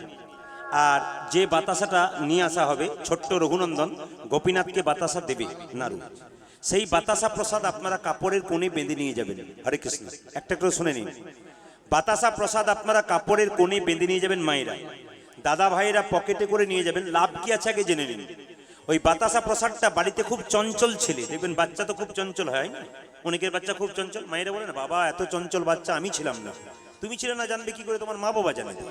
তো শুনে রাখুন, আপনার বাচ্চার চঞ্চলতা দূর হবে। রঘুনন্দন লীলাতে বলল যদি কেউ সেই প্রসাদটা নিয়ে গিয়ে ভক্তি ভরে বৃহস্পতিবার, কিবার বললাম বৃহস্পতিবার, বৃহস্পতিবার তুলসী মন্দিরে সকাল 10টার সময় স্নান টান করিয়ে 12টার আগে আর কি স্নান করিয়ে বসাবেন, একটা তুলসী পাতা আর একটুখানি বাতাসা, জয় গোপীনাথ 3 বার মাথায় ঠেকাবেন, জয় গোপীনাথ জয় গোপীনাথ জয় গোপীনাথ, তারপর মুখে দিয়ে দেবেন, একটু জল দিয়ে দেবেন, প্রণাম করাবেন। প্রত্যেক বৃহস্পতিবার একবার করে দেবেন। 1 বছরের মধ্যে দেখবেন ছেলে কৃষ্ণ ভক্ত তো হবেই, তার চঞ্চলতা দূর হবে। দ্বিতীয় দেখবেন, হরে কৃষ্ণ, দ্বিতীয় উপকারটা কি, বাড়িতে খুব অসুস্থ ব্যক্তি খুব কষ্ট পাচ্ছে, ছটফট করছে, ডাক্তার তাকে জবাব দিয়ে দিচ্ছে কিংবা ডাক্তারের ওষুধে কাজ হচ্ছে না, দেখবেন আপনি যদি এই প্রসাদটা প্রত্যেক বৃহস্পতিবার জয় গোপীনাথ বলে মুখে দিন 3 বার, তাহলে দেখবেন তার অনেকটা কষ্ট দূর হয়ে যায়। এই লীলার মাহাত্ম্য। এবং এই প্রসাদ যে যেখান থেকে নিয়ে গেছে তারা প্রত্যেকে স্বীকার করেছে যে হ্যাঁ এটা একটা মাহাত্ম্য আছে। যদি আপনারা ভক্তি ভরে কেউ করজোড়ে নিতে পারেন আপনার কাজ হয়ে যাবে। এই বাতাসা প্রসাদ যদি কেউ দুটো পেয়ে যান, আমি আপনাদের বলবো পাশের একজনকে দিয়ে দেবেন। কেন দেবেন না? আপনি নিজের স্বার্থের জন্য একটা যথেষ্ট। কেন বলবেন একটা বাতাসা সারা বছর খাওয়াবো কি করে, নিয়ম তো। আপনি এক কাজ করবেন, বাড়িতে বৃহস্পতিবার দিন হরির লুট দিয়ে দেবেন। আপনি 1 কেজি বাতাসা হরির লুট দিলেন, 1 কেজি বাতাসা হরির লুট দেওয়ার পর যে বাতাসাটা আপনি কৌটোতে রাখলেন এটার সঙ্গে গুঁড়ি করে ভেঙে মিশিয়ে দিলেন। ওই বাতাসা প্রত্যেক বৃহস্পতিবার 8খানা করে আপনি খাওয়ান। এটা হচ্ছে নিয়ম। একটা বাতাসাই নেবেন কিন্তু বাড়িতে যত্ন করে নিয়ে যাবেন প্রত্যেক বৃহস্পতিবার। গত বৃহস্পতিবার পেরোলো, এবার পরের বৃহস্পতিবার থেকে শুরু করবেন আপনারা। এবার আর একটা উপকার কি, বাড়িতে দেখবেন অনেকে গাড়ি বাড়ি টাকা পয়সা ধন দৌলত থাকে, জিজ্ঞেস করায় দাদা কেমন আছেন, আর বলবেন না শান্তি নাই। যেমন আমরা অনেক জায়গায় কীর্তন করতে যাই, এই গত পরশু তারিখে যেখানে আমি ছিলাম সেখানে পরপর 3 বছর গেলাম। তো যে দাদার বাড়িতে প্রথম বছর গেলাম তার 1 তলা হয়েছিল, দ্বিতীয়বারে দেখলাম 2 তলা, এবার দেখলাম 3 পালা। জিজ্ঞেস করলাম দাদা আপনি তো বেশ পরের বছর তালা উঠাচ্ছেন, আর বলবেন না প্রদীপ বাবু মাথার ঘাম পায়ে ফেলে এই বাড়ি করেছি। আমি বললাম কেমন আছেন, আর বলবেন না টেনশন আর টেনশন। বললাম কিসের টেনশন, বাড়ি তো হচ্ছে, টেনশন কিসের? বলছেন না এত করছি কিন্তু শান্তি নাই। বলে কেন? আমি থাকি 3 তলায়, স্ত্রী থাকে 1 তলায়, কথাও নাই দেখাও নাই, শান্তি নাই। ছেলে বড় ছেলে বোম্বাই, ছোট ছেলে দুবাই, কারোর সঙ্গে কারো কথাবার্তা নাই, শান্তি নাই। বাবা টাকা পয়সা গাড়ি বাড়ি থাকলে যে শান্তি হবে তা নয়। মনের শান্তি যদি দরকার হয় তবে বাতাসাটাকে নিয়ে গিয়ে আপনি তুলসী মন্দিরে গাছের নিচে গুঁড়ি করে ভেঙে দেবেন, নিয়ে সেই তুলসী গাছে প্রত্যেকদিন 1 ঘটি করে জল দেবেন। সেই তুলসী তলার মাটিটা কি করবেন আমি কীর্তনের মাধ্যমে একটু পরে বুঝিয়ে দেবো। আপনারা ব্যবহার করুন, দেখবেন ধীরে ধীরে 1 বছরের মধ্যে আপনার বাড়িতে শান্তি শৃঙ্খলা সব ফিরে আসবে। শুধু ভক্তি ভরে না, না আপনি বলবেন বাড়িতে 7 জন আছে, 1 জন করবো 6 জন করবো না, তা নয়, প্রত্যেকেই 1 ঘটি করে জল তুলসী মন্দিরে মাস্ট। স্নান করার পর যেমন আপনাদের খাওয়ার দায়িত্ব আছে, সেরকম স্নান করার পর প্রত্যেকের এই দায়িত্ব থাকা উচিত, 1 ঘটি করে জল তুলসী মন্দিরে দেবই। একবারে বাড়ির বাচ্চা যে তুলসী মন্দিরে দিতে পারে না, হাত নাগালে পায় না, তাকে কোলে চাপাবেন, একটা ঘটি নেওয়া করাবেন, নিয়ে তাকে হাতে দেবে করে দিয়ে বলবেন হরে কৃষ্ণ কৃষ্ণ কৃষ্ণ হরে হরে হরে। প্রত্যেক দিন বলাবেন, দেখবেন বাচ্চাটা দেবে, তার মতি ভালো হবে। তাকে 4 ঘন্টা পড়তে হবে না, 2 ঘন্টাতে তার কৃপা হয়ে যাবে। কেন? কৃষ্ণ ভক্ত সন্তান যে হয় তার বেশিক্ষণ পড়তে হয় না। আজকে যে ঘটনাটা বলবো, শ্রীখণ্ড, বর্ধমান জেলার শ্রীখণ্ড গ্রাম, ওখানে দেখবেন আপনারা যদি কেউ যান তাহলে পাথরের গোপীনাথ আছে। আর পাথরের গোপীনাথের হাতে দেখবেন, মায়ের আইডে তাকান, অর্ধেকটা পাথরের নাড়ু আছে। এখন প্রশ্ন হচ্ছে, ওই পাথরের নাড়ু, অর্ধেকটা নাড়ু পাথরে হলো কেন, অর্ধেকটাই বা হলো কেন? এই তত্ত্ব নিয়ে আজকে কীর্তন। রঘুনন্দন, ভক্ত রঘুনন্দনের জন্ম হবে। শ্রীখণ্ড গ্রামের 2 ভাই, বড় ভাইয়ের নাম মুকুন্দ সরকার, ছোট ভাইয়ের নাম নরহরি সরকার। একটু বলুন তো, বড় ভাইয়ের নাম কি বললাম? বলবেন কিন্তু, কি বললাম? মুকুন্দ সরকার। আর ছোট ভাইয়ের নাম কি? নরহরি সরকার। তো দেখুন, মুকুন্দ সরকার কবিরাজি চিকিৎসা করত। কি করত? কবিরাজি চিকিৎসা। তখনকার দিনে ডাক্তারি বলতো না, কবিরাজি চিকিৎসা। আর তার ভাই নরহরি তার সঙ্গে কম্পাউন্ডারি করত। তো জিজ্ঞাসা করছে ভাই দাদাকে, দাদা বলে কি, আমরা তো সারা জীবন চিকিৎসাই করে গেলাম, তা মহাপ্রভুর কৃপা তো কোনদিন পেলাম না, চলো দুজনে মিলে একবার মহাপ্রভুর কৃপা পাবার জন্য শিবাসঙ্গনে নবদ্বীপে যাব। বাবা, শ্রীখণ্ড থেকে নবদ্বীপ অনেক রাস্তা, তখন ট্রেনের ব্যবস্থা ছিল না, বাসের ব্যবস্থা ছিল না, মোটরসাইকেলের ব্যবস্থা ছিল না, হেঁটে হেঁটে গিয়েছিল। আপনাদের কাছে একটা নিবেদন রইল, আপনারা অনেক রাস্তা হেঁটে হেঁটে যাবেন, কিন্তু মাথায় রাখবেন, হাঁটতে হাঁটতে যখন দেখবেন অনেক লম্বা রাস্তা হাঁটছি, রাস্তা শেষ হচ্ছে না, আপনি একটা কাজ করবেন, রাস্তা তাড়াতাড়ি শেষ হবে কৃপাময়ের কৃপাতে। কি করে? হরে কৃষ্ণ নাম করতে করতে আপনি চলে যাবেন, দেখবেন আপনি বুঝতেই পারবেন না লম্বা রাস্তা কখন খাটো হয়ে গেল। আর যদি মনে করেন বাবা অনেকটা এলাম, এই মন যদি হয়, তাহলে গোবিন্দ কৃপা পাবেন না। তাই মুকুন্দ নরহরি এতটা রাস্তা দেখুন, কৃষ্ণ নাম করতে করতে নবদ্বীপে শ্রীবাসঙ্গনে মহাপ্রভুকে দেখতে যাচ্ছে। এই দিকে তাকাবেন, 2 ভাই কেমন করে দাঁড়িয়েছে, আমার দিকে তাকালে বুঝবেন। 2 ভাই শ্রীবাসঙ্গনের দরজাতে দাঁড়িয়েছে মহাপ্রভু কৃপা পাওয়ার জন্য। মহাপ্রভু তখন বেরোয়নি, দরজাতে এরকম করে দাঁড়িয়ে আছে। আচ্ছা বাবা বলুন তো, যে গাছে ফল ধরে সেই গাছটা উঁচুর দিকে যায় না নিচের দিকে যায়? জোরে বলবেন। 2 একজন বলছে নিচের দিকে যায়। হ্যাঁ, যে গাছে ফল ধরে সেই গাছ নিচের দিকে যায়। যারা ভক্ত হয় তাদের ভাবটি কেমন হয়? এরকম ভক্তির ভারে। আর যারা মস্তান হয় তাদের, 2-4 জন কীর্তন শুনতেছে কিন্তু এরকম করে দাঁড়িয়ে আছে। না না, এরকম দাঁড়াবেন না। ভগবানের কাছে দাঁড়াতে গেলে তাকে একটু নত হতে হয়। যদি হও নিচু তবে পাবে কিছু, নিচু না হলে কিছু পাওয়া যাবে না বাবা। যদি নিচু হও গোবিন্দের কাছে তবে কিছু পেয়ে যাবে। এইদিকে তাকাবে। মুকুন্দার নরহরি দুজনে এরকম করে বসে আছে, বলছে নত না হলে, ছোট না হলে ভগবানকে পাওয়া যায় না। প্রমাণটা দেখুন, কুরুক্ষেত্রের যুদ্ধে পঞ্চপাণ্ডব জিতলো না 100 ভাই জিতলো? জোরে বলুন। পঞ্চপাণ্ডব জিতেছে। হরে কৃষ্ণ। আচ্ছা, পঞ্চপাণ্ডব যখন জিতেছে তখন নারদমুনি ভগবানকে প্রশ্ন করলো, প্রভু তুমি পঞ্চপাণ্ডবের পক্ষ গ্রহণ করলে কিন্তু 100 ভাইয়ের পক্ষ গ্রহণ করলে না কেন? তুমি পঞ্চপাণ্ডবের পক্ষ গ্রহণ করলে 100 ভাইয়ের পক্ষ গ্রহণ করলে না কেন? যখনই জিজ্ঞেস করেছে ভগবান কোনো উত্তর দেয় নাই। কি বলেছে? এই নারদ, তোমাকে 3টে ফুলের মালা দিলাম, এই 3টে ফুলের মালা নিয়ে গিয়ে তুমি কি করো জানো? শত ভাইয়ের দাদা দুর্যোধনের কাছে যাও, ওকে জিজ্ঞাসা করো তোমাদের মধ্যে উত্তম যে, তার গলায় একটা মালা পরিয়ে দেবে। ওদের মধ্যে মধ্যম যে, তার গলায় একটা মালা পরিয়ে দেবে। ওদের মধ্যে অধম যে, তার গলায় একটা মালা পরিয়ে দেবে। আর যদি উত্তম মধ্যম অধম পাও তবে মালা পরাবে, একটাও না পেলে ঘর ঘুরে চলে আসবে। নারদমুনি গেল কোথায়? শত ভাই দাদা দুর্যোধনের কাছে। দুর্যোধন অহংকারী না প্রেমিক, কোনটা মনে হয়? দুর্যোধনী অহংকারী। যেই না নারদমুনি গেছে, উনি সঙ্গে সঙ্গে বলছে, আরে মণিবর কি ভাগ্য আমার। আরে বাবা, তোমার হাতে 3টে ফুলের মালা, কি ব্যাপার? তোমাদের কাছে এলাম জিজ্ঞেস করার জন্য। উত্তমকে তার গলায় একটা মালা পরাবো, মধ্যমকে তার গলায় একটা মালা পরাবো, অধমকে তার গলায় একটা মালা পরাবো। দুর্যোধন বলে উঠলো, উত্তম? 100 ভাইয়ের দাদা আমি হলাম দুর্যোধন, আমি উত্তম? সঙ্গে সঙ্গে জিজ্ঞাসা করলো নারদমুনি, মধ্যমকে? ওই যে আমার মেজো ভাই দুঃশাসন, মানে যে দ্রৌপদীর চুলের মুঠি ধরে আসরে নিয়ে গেছিল বস্ত্রহরণের জন্য, তার কথা বলছি। ও হলো মধ্যম। আর অধমকে? অধম নাই এখানে। হ্যাঁ, একজন আছে, বলে কে? ওই দেখো। উনি কে? না একজন মেথর যে পায়খানা পরিষ্কার করে। ওই মেথরকে দেখে দুর্যোধন বলছে ওই দেখো অধম লোকের পায়খানা পরিষ্কার করে। যখন ওকে এদিকে আয়, এদিকে আয়, তুই অধম, এদিকে আয়, দুর্যোধন অহংকারে বলছে তুই অধম।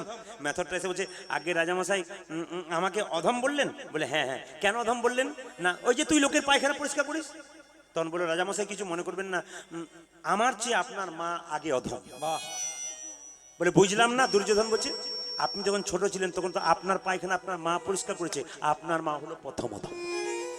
দুর্যোধন তাড়াতাড়ি তাড়িয়ে দিয়েছে, বেটাকে ধরবার চামড়া তুলে দেবো, বেরিয়ে যায় এখান থেকে।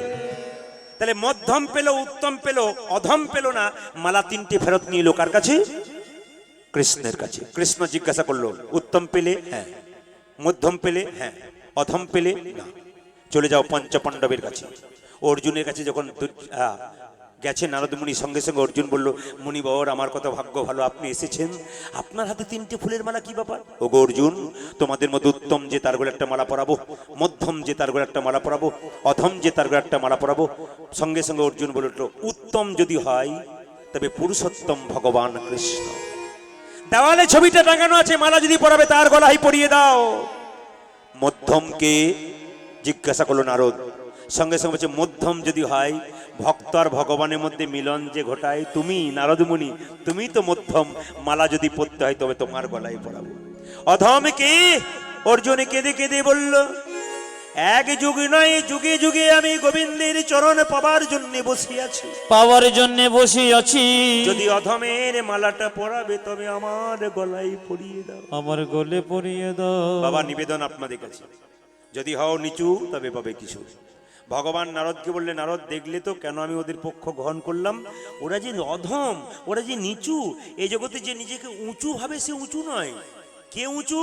একমাত্র ভগবানকে যে ভজনা করতে পারে। বাবা সংসারে গোবিন্দকে ভজনা করুন, গাড়ি বাড়ি টাকা পয়সা হোক, মনে মনে অহংকার আনবেন না।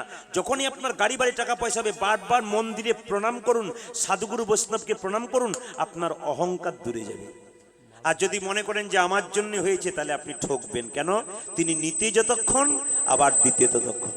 ওই জন্য আপনাদেরকে বলে যায় মা, মন্দিরে কোনোদিন চাইবেন না। যে মন্দিরে চাই সে অল্প পায়, আর যে চায় না এত পায় ভাবতেই পারে না।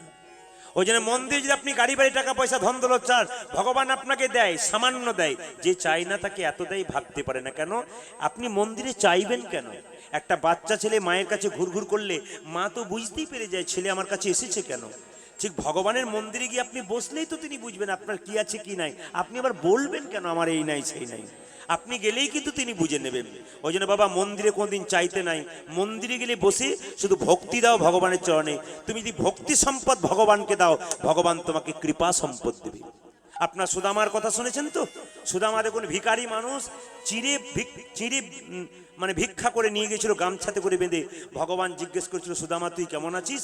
সুদামা বলেছিল আরে তোর জন্য আমি খুব ভালো আছি, কোনো আমার অসুবিধাই নেই। এত অভাব কিন্তু কিছু বলে নাই। ভগবান বলছে সুদামা আমি যে ভগবান অন্তর্যামী, আমি জানি তোর কি আছে কি নাই, তবু বলছিস তুই ভালো আছিস, তোকে আমি এমন সম্পদ দেবো তুই ভাবতেই পারবি না। নিবেদন আপনাদের কাছে, ওই জন্য মন্দিরে গিয়ে কেউ চাইবেন না কোনোদিন ভগবানের কাছে। যে চাই সে বোকা, আর যে চাই না সে হলো বুদ্ধিমান। মুকুন্দা নরহরি যখন দুজনে কোন দাঁড়িয়ে আছে, তখন মহাপ্রভু শিবাসকে বলছে শিবাস দুজন ভক্ত আমাকে দেখতে এসছে। আজ ভক্ত যদি কাই মনে কোনো বাঞ্ছা করে, ভগবানের সাধ্য নাই সেই বাঞ্ছা নাই পড়ে। মহাপ্রভু কি করলেন? এদিকে তাকাবেন। ভক্তগণ সঙ্গে নিয়ে শিবাসঙ্গন থেকে বেরিয়ে মহাপ্রভু মুকুন্দা নরহরিকে দেখা দেবে বলে সুরধ্বনি তীর দিয়ে নাচতে নাচতে যাচ্ছে। কি দারুণ হলো, খুব সুন্দর। তালি কেন দেবেন মা? তালি দেবেন এই জন্যে, বাড়িতে একটা বড় গাছ থাকে, সন্ধ্যাবেলায় গাছের নিচে তালি দিলেন, পরীক্ষা দেখবেন গাছে যত পাখি থাকে সব পাখি চলে যাবে। ঠিক তত্ত্ব কি বলছে? দেখো একটা গাছ, এখানে কিছু পাপুরি পাখি আছে, তারা কারা? কাম ক্রোধ লোভ মোহ মদ আশ্চর্য। যদি কেউ ওই পাখিগুলোকে তাড়াতে চান, হরিনামে বারে বারে তালি দেবেন, আপনার লাভ আছে। আর তালি দেবেন কেন? দেখবেন আপনার যখন সময় খারাপ যায়, তখন কি করেন? জ্যোতিষ দেখান না, গণক দেখান না? এ গণক মশাই একবার হাতটা আমার দেখে দাও তো। তখন গণক আপনাকে কি বলে? এই যে তোমার মানে গ্রহের দোষ আছে, একটা স্টোন নিতে হবে, পাথর 10,000 টাকা দাম। কোনো পাথরই আপনাকে নিতে হবে না। যদি হরিনামে বারবার তালি দিন না, এই দুর্ভাগ্য রেখাগুলো সব সৌভাগ্য হয়ে যায়। ওই জন্য মায়েরা মন্দিরে যখন প্রণাম করবেন তখন কপাল ঠেকিয়ে প্রণাম করবেন। বলে না মাথা ঠুকে প্রণাম কর, না না, মাথা ঠুকে মানে রক্ত বের করে নয়, মাথা ঠেকিয়ে প্রণাম কর। কেন ঠেকাতে হয়? কপালে যদি কোনো দুর্ভাগ্য থাকে সৌভাগ্য হয়ে যায়। ওই জন্য বারবার মন্দিরে কপাল ঠেকিয়ে প্রণাম করতে হয়। এখনকার প্রণাম তো আবার এরকম, আবার অনেকে দেখবেন পা ঠেকে গেল, কি প্রণাম, একবার জিভে চেটেও নিল পর্যন্ত। এটা কোন শাস্ত্রে লেখা আছে? কোন জায়গায়? এগুলো সব স্টাইল, এগুলো সব স্টাইল হয়ে গেছে। এই প্রণাম, কি প্রণাম। আবার অনেক ছেলেরা দেখবেন পায়ে প্রণাম করে না, হাঁটুতে প্রণাম করবে, একটাতেই। ভালো আছেন? ভালো। কি জায়গায় পৌঁছালাম, যত দিন যাচ্ছে খাটো হয়ে যাচ্ছে। আগে ছিল প্রণাম এইরকম, তারপর হলো এরকম, এখন হচ্ছে এরকম। চাইলে কিন্তু ঘুষে দেবো বলে দিলাম, থ্রেডনিং দিচ্ছেন। কোন জায়গায় প্রণামের নিয়মগুলো জানতে হবে, একটু পরে জানিয়ে দেবো আপনাদের। তালি দেবেন কেন বুঝে নিলেন। মুকুন্দার নরহরি যখন দাঁড়িয়ে আছে, মহাপ্রভু শিবাসকে বলো, শিবাস ওদের মধ্যে যে বড় ভাই তাকে বলে দাও সে আমার 100 জন্ম সঙ্গ পাবে না। খুব দারুণ কথা, এই জায়গাটা সবাই লক্ষ্য করবেন যারা বসে আছেন। ক ভাই এসেছিল কৃপা পাবার জন্য? জোরে বলুন, ক ভাই এসেছিল? 2 ভাই। এই যে বড় ভাইয়ের নাম মুকুন্দ, ছোট ভাইয়ের নাম নরহরি। তো দুজনে যখন দাঁড়িয়ে আছে, মহাপ্রভুর ভক্ত শিবাস এসে বলল, তোমাদের মধ্যে ছোট ভাইকে? আগে আমি। কি নাম? আমার নাম নরহরি সরকার। ও, প্রভু বলেছে তুমি সারা জীবন মহাপ্রভুর সঙ্গে কীর্তন করবে আর সঙ্গে সঙ্গে থাকবে, কোথাও যাবে না। বড় ভাই বলছে, আমার জন্য কি বলেছে? আমি তোকে ডেকে ডেকে নিয়ে এলাম না, আমি তো নিয়ে এলাম আমার জন্য। তোমার জন্য প্রভু বলেছে তুমি তার 100 জন্ম সঙ্গ পাবে না, সঙ্গ পাবে না, 100 জন্ম কৃপা পাবে না। কৃপা পাবে না। যখনই বড় ভাইকে বললো 100 জন্ম সঙ্গ পাবে না, বড় ভাই কি করলো দেখুন, আনন্দে নাচছে, জয় গৌর জয় গৌর। এখানে 2 ভাই যদি কীর্তন শুনতে আসে, এক ভাই যদি কৃপা পায়, এক ভাই না পায়, তাহলে যে পেলো তার তো আনন্দ হলো, যে পেলো না তার কি হলো। কিন্তু বড় ভাইকে বললো তুমি 100 জন্ম সঙ্গ পাবে না, আর বড় ভাই কেমন নাচছে দেখুন, জয় গৌর জয় গৌর। শ্রীবাস বলছে, মুকুন্দ তোমাকে প্রভু বললো 100 জন্ম সঙ্গ পাবে না, সঙ্গ পাবে না, আর তুমি গৌর গৌর বলে নাচতে শুরু করেছো। আমাকে যদি প্রভু এ কথা বলতো, আমি তো বিষ খেয়ে আত্মহত্যা করে দিতাম। এ কথা শুনে মুকুন্দ বলছে, শোনো শোনো শ্রীবাস, শোনো শোনো শিবাস, প্রভু যদি বলতো কোন জন্মে সঙ্গ সঙ্গ পাবো না, তাহলে না হয়তো আমি বিষ খেয়ে আত্মহত্যা করে দিতাম। কিন্তু প্রভু বলেছে 100 জন্ম সঙ্গ পাবো না, 100 জন্ম না হয় গৌর গৌর বলে কেঁদে যাবো। কিন্তু যখন 100 জন্ম পেরিয়ে যাবে, 101 জন্মে প্রভুর সঙ্গ পাবো। থেকে আপনারা কি শিখলেন? ধৈর্য যার ভগবান তার, ধৈর্য যার নাই, জোরে বলুন কি নাই? ভগবান নাই। দেখবেন মায়েরা, যে বেশি চঞ্চল তার সংসারে সুখ নাই। যে মেয়েরা দেখবেন সংসারে খুব চঞ্চল তার সংসারে উন্নতি নাই। কেন বলুন তো? যে মেয়ে চঞ্চল সে তরকারি কাটতে গিয়ে আঙ্গুল কেটে ফেলে। যে মেয়ে চঞ্চল তরকারিতে 2 বার নুন দেয়, ঘরের লোকের কাছে গাল খায়, এ নিয়ম। শত ভাইয়ের দাদা দুর্যোধন চঞ্চল ছিল, ভগবান পাইনি। যুধিষ্ঠির পঞ্চপাণ্ডবের বড় দাদা, তিনি স্থির ব্যক্তি, তিনি ভগবানকে পেলেন। এই জন্য আপনারা যারা কীর্তন শুনতে এসছেন, আপনাদের কাছে নিবেদন, যারা স্থির ব্যক্তি তারা ভগবানকে পাবেন, আর যারা চঞ্চল তারা ভগবানকে পাবেন না। দেখবেন হরিবাসরে যারা উঠছে বসছে, 10 বার ফোন করছে, 40 বার একে ওকে ডাকছে, বুঝে নেবেন ভগবান পাবার চান্স নাই। ওই জন্য আমি আজকে সিদ্ধান্ত নিলাম, যেভাবে আপনারা বসেছেন স্থির হয়ে, তাতে আমি সিদ্ধান্ত নিলাম যে 3টে পর্যন্ত কীর্তন করবো। রাজি আছেন? না না, 3টে মানে ভোর 3টে বলি নাই, 3 ঘন্টার কথা বলেছি। ঘড়ি দেখবেন 3 ঘন্টা হবে আর ক্লিয়ার হয়ে যাবে। এই জন্য 7:30 থেকে 10:30 আমার টাইম, বোধহয় কটা হয়ে গেল কি জানি, 9:30 হয়ে গেছে, আর 1 ঘন্টা আছে, আপনার প্রসাদ পাবেন। জোরে বলুন রাধা রানী কি, শ্যাম সুন্দর কি, মদন মোহন কি। এই দিকে তাকাবেন। ধৈর্যের পরীক্ষা কেমন। একদিন একটা 18 বছরের ছেলে তেঁতুল গাছের নিচে ধ্যান করছে, নারদ পেরিয়ে যাচ্ছে। নারদকে বললো, নারদমণি তুমি কোথায় যাচ্ছ? বলে আমি বৈকুণ্ঠে যাচ্ছি। বলে ভগবানকে জিজ্ঞাসা করো কতদিন পরে আমি পাবো ভগবানকে, তুমি জিজ্ঞেস করেছো? নারদ গিয়ে বলছে, এই যে নারায়ণ। বলে কি? প্রভু তোমার একটা 18 বছরের শিষ্য তেঁতুল গাছের নিচে বসে ধ্যান করছে, তা কতদিন পরে তোমাকে পাবে সেটা জিজ্ঞেস করতে বলেছে।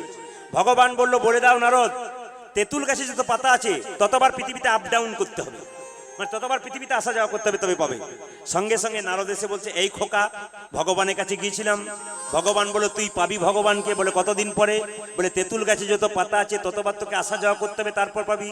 তখন ছেলে নাচতে নাচতে বলছে, তারপর আমি পাবো তো, তারপর পাবো তো। বাচ্চা ছেলেটা বারবার নাচছে, ভগবান তার পেছনে এসে দাঁড়িয়ে আছে। নারদ বলল, প্রভু তুমি এলে কেন? তোমার তো আসার কথা ছিল না। বলে আমি আসতাম না, ও ধৈর্য আর বিশ্বাস আমাকে এখানে টেনে এনেছে। ওই জন্য বাবা, এই জগৎ যার ধৈর্য আছে তার ভগবান আছে, আর যার ধৈর্য নাই তার ভগবান নাই। মুকুন্দ সরকারকে যখনই বলল যে তুমি 100 জন্ম কৃপা পাবে না, এইদিকে তাকান, মুকুন্দ চোখের জলে ভাসছে। ভগবান সব সইতে পারে মা, ভক্তের চোখের জল সইতে পারে না। না না, সংসারের জন্য যখন কাঁদবেন এই চোখের জল নয়, ভগবানের জন্য যদি কেউ কাঁদতে পারে তবে সেই কান্না সহ্য করতে পারে না। এই সংসারে ছেলের জন্য কাঁদবেন, মেয়ের জন্য কাঁদবেন, ভগবান ছেলের জন্য মেয়ের জন্য কাঁদবেন, আপনার দুঃখ হবে, যন্ত্রণা বাড়বে। কিন্তু কেউ যদি মন্দিরে বসে হা কৃষ্ণ প্রাণ গোবিন্দ বলে 2 ফোঁটা চোখের জল দিতে পারে, তখন দেখবেন সেই কান্নার মধ্যে আনন্দ আছে। আপনারা পরীক্ষা করে দেখবেন, মন্দিরে একবার ভগবানের চরণে বসে একটু কাঁদুন অন্তর দিয়ে, দেখবেন ভেতরে যত ময়লা আছে সব পরিষ্কার হয়ে যাবে। আর যদি ছেলের জন্য মেয়ের জন্য সংসারের জন্য কাঁদবেন না, শেষে ছেলে মেয়ে প্রশ্ন করবে তুমি আমার জন্য করেছো কি, তখন আপনি বলবেন আহ, যার জন্য করি চুরি সে কিনা বললে চোর। আপনার দুঃখ হবে, যন্ত্রণা হবে। ছেলের জন্য মেয়ের জন্য কাঁদবেন, চোখ থেকে জল পড়বে, সেই জলটা চোখের কোণ দিয়ে পড়বে। সেই জলটা যদি মুখের মধ্যে পড়বে, বাবা নোনা নোনা ভাব লাগবে। সেই জলটা স্পর্শ করলে দেখবেন গরম লাগবে। কিন্তু ভগবানের নামে কেউ যদি কাঁদে, তার চোখের জলটা চোখের কোণ দিয়ে পড়ে না, চোখের মাঝ দিয়ে পড়ে। সে জল গরম হয় না, শীতল হয়। সে জল মুখের মধ্যে প্রবেশ করলে নোনা নোনা ভাব লাগে না, মিষ্টি মিষ্টি ভাব লাগে। আপনাদের কাছে নিবেদন রইল, কাঁদতে যদি হয় ভগবানের জন্য কাঁদো। মহাপ্রভু থাকতে পারলেন না, শিবাসকে এসে বললো শিবাস আহা, ওকে ডেকে দাও। কাকে? মুকুন্দকে ডেকে দাও। মুকুন্দ মহাপ্রভু পায়ে প্রণাম করে বলল, প্রভু তুমি আমার ভাইকে রাখলে, আমাকে কেন তুমি তাড়িয়ে দিচ্ছ? তোমার কৃপা দিচ্ছ না কেন? ভগবান তখন একটা দামি কথা বললেন, আপনারা সবাই মন দিয়ে শুনুন। মহাপ্রভু বললেন, এ সংসারে যারা বড় ভাই হয় তাদের দায়িত্ব সবচাইতে বেশি থাকে। এখানে যারা বড় ভাই আছেন সংসারে, খুব কান খুলে শুনবেন, এটা মহাপ্রভু বাণী। বলছে সংসারে যারা বড় ভাই হয় তাদের সংসারের দায়িত্ব সবচাইতে বেশি। এই সংসারে যারা বড় বউ হয় তাদের দায়িত্ব বেশি। কেন বলুন তো? না, বনের মধ্যে বড় বড় গাছগুলো যেমন ছোট ছোট গাছগুলোকে ঝঞ্ঝঞ্ঝা থেকে রক্ষা করে, একটা সংসারে সেরকম বড় ভাই যতই বলুন আপনি সরে থাকবো, ভাইয়ের কোনো কষ্ট হলে বড় ভাই থাকতে পারে না, ছুটে আসে। কেন বলুন তো? এই নিয়ম। বড় গাছ ছোট গাছগুলোকে ঝঞ্ঝঞ্ঝা থেকে রক্ষা করে। ওগো মুকুন্দ, তোমরা 2 ভাই মিলে কীর্তন করতে চলে এলে, বাড়িতে সবাই না খেয়ে মরবে। গ্রামে সবাই বলবে কেউ হরিনাম করিস না, 2 জন বাড়ি ছেড়ে চলে গেল, বাড়ির সব না খেয়ে মরলো। তার চাইতে এক কাজ করো, তোমার ভাইকে আমি রাখলাম, আর তুমি শিখণ্ডে ফিরে যাও। ওখানে গিয়ে কি করবে জানো? বাড়িতে গিয়ে গোপীনাথের মন্দির তৈরি করবে, জীবের দ্বারে হরিনাম দেবে। আর একটা কথা, তুমি গরিবদের চিকিৎসা করবে, বড় লোকের করবে না। ও মুকুন্দ, আর দেরি করো না, ফিরে যাও, ফিরে যাও। তবে একটা কথা, মহাপ্রভুর হাত কারো মাথায় যদি একবার পড়ে যায়, তবে দেখবেন তারা সময় থাকবে না। মাইকটা একটু রেভাব দেন কি? তার গোবিন্দের কৃপা তো হবে, তার সঙ্গে সঙ্গে দেখবেন নিতাই গৌর হরিবোল হবে। এটা মহাপ্রভুর হাত, ডান হাত। তবে আপনি বুঝতে পারবেন না মহাপ্রভু দিল কিনা। যদি মহাপ্রভু যিনি কিছু করেন না, অজান্তে দেখবেন আপনার মহাপ্রভু ডান হাতটা আপনার মাথায় পড়ে গেছে। আর যেদিন মহাপ্রভু ডান হাতটা পড়ে গেছে না, সেদিন আপনি ভক্ত তৈরি হয়ে গেছেন।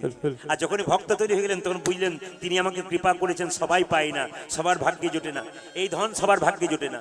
তাই সবার কাছে নিবেদন রইল, বাবা মুকুন্দকে বলছে, মুকুন্দ তুমি ফিরে যাও শ্রীখণ্ডে, গোপীনাথের মন্দির তৈরি করো, জীবের দ্বারে হরিনাম করো, কিন্তু গরিবের চিকিৎসা করো, বড় লোকে করো না, 1 পয়সা নেবে না কারো কাছে। মুকুন্দ দেরি করো না, ফিরে যাও, ফিরে যাও, ফিরে যাও, ফিরে যাও, শ্রীখণ্ডে ফিরে যাও। যে পরিমাণ ভক্ত ছিল, জোরে আশা করছিলাম গোপীনাথ জি কি যাক বেড়েছে, গোপীনাথ জি কি। মায়েরা কি বলছেন? ভয় জয় আছে। আমি একটু কম শুনি, জোরে বলি, খুশি আমি। এই যে দেখান, যখন মুকুন্দ সরকার বাড়ি ফিরে গেল সূর্য ডোবার আগে, উত্তর দেবেন আমার কাছে। মায়েরা সূর্য ওঠার আগে দরজাতে কি দিন? জোরে বলুন, কি দিন? সূর্য ওঠার আগে দরজাতে কি দিন? গড়াগড়ি দেন নাকি? ও, জল দেন। আচ্ছা, জলের সঙ্গে কিছু দিন? ভুল করেন। যেটা ভুল করেন সেটা বলে দিই আপনাদেরকে। শুধু জল আপনারা দরজাতে কোনোদিন দেবেন না। কি দেবেন? গোবর জল ছড়া দেবেন। আস্তে তত্ত্বগুলো শুনবেন। দরজায় সূর্য ওঠার আগে দিন না সূর্য ওঠার পরে দিন? জোরে বলবেন। যে ঘুমাচ্ছে সে বলুন, আগে না পরে? সূর্যটা আগে না পরে? আগে। আচ্ছা, সূর্যটার আগে যদি কেউ গোবর জল ছড়া দেয় তার কি লাভ হয়? আর সূর্য ওঠার পরে যদি কেউ জল ছড়া দেয় তার কি লাভ হয়? সূর্য ওঠার আগে যদি কেউ দরজাতে গোবর জল ছড়া দেয়, তবে তার বাড়িতে 33 কোটি দেবদেবীর আসা যাওয়া হয়।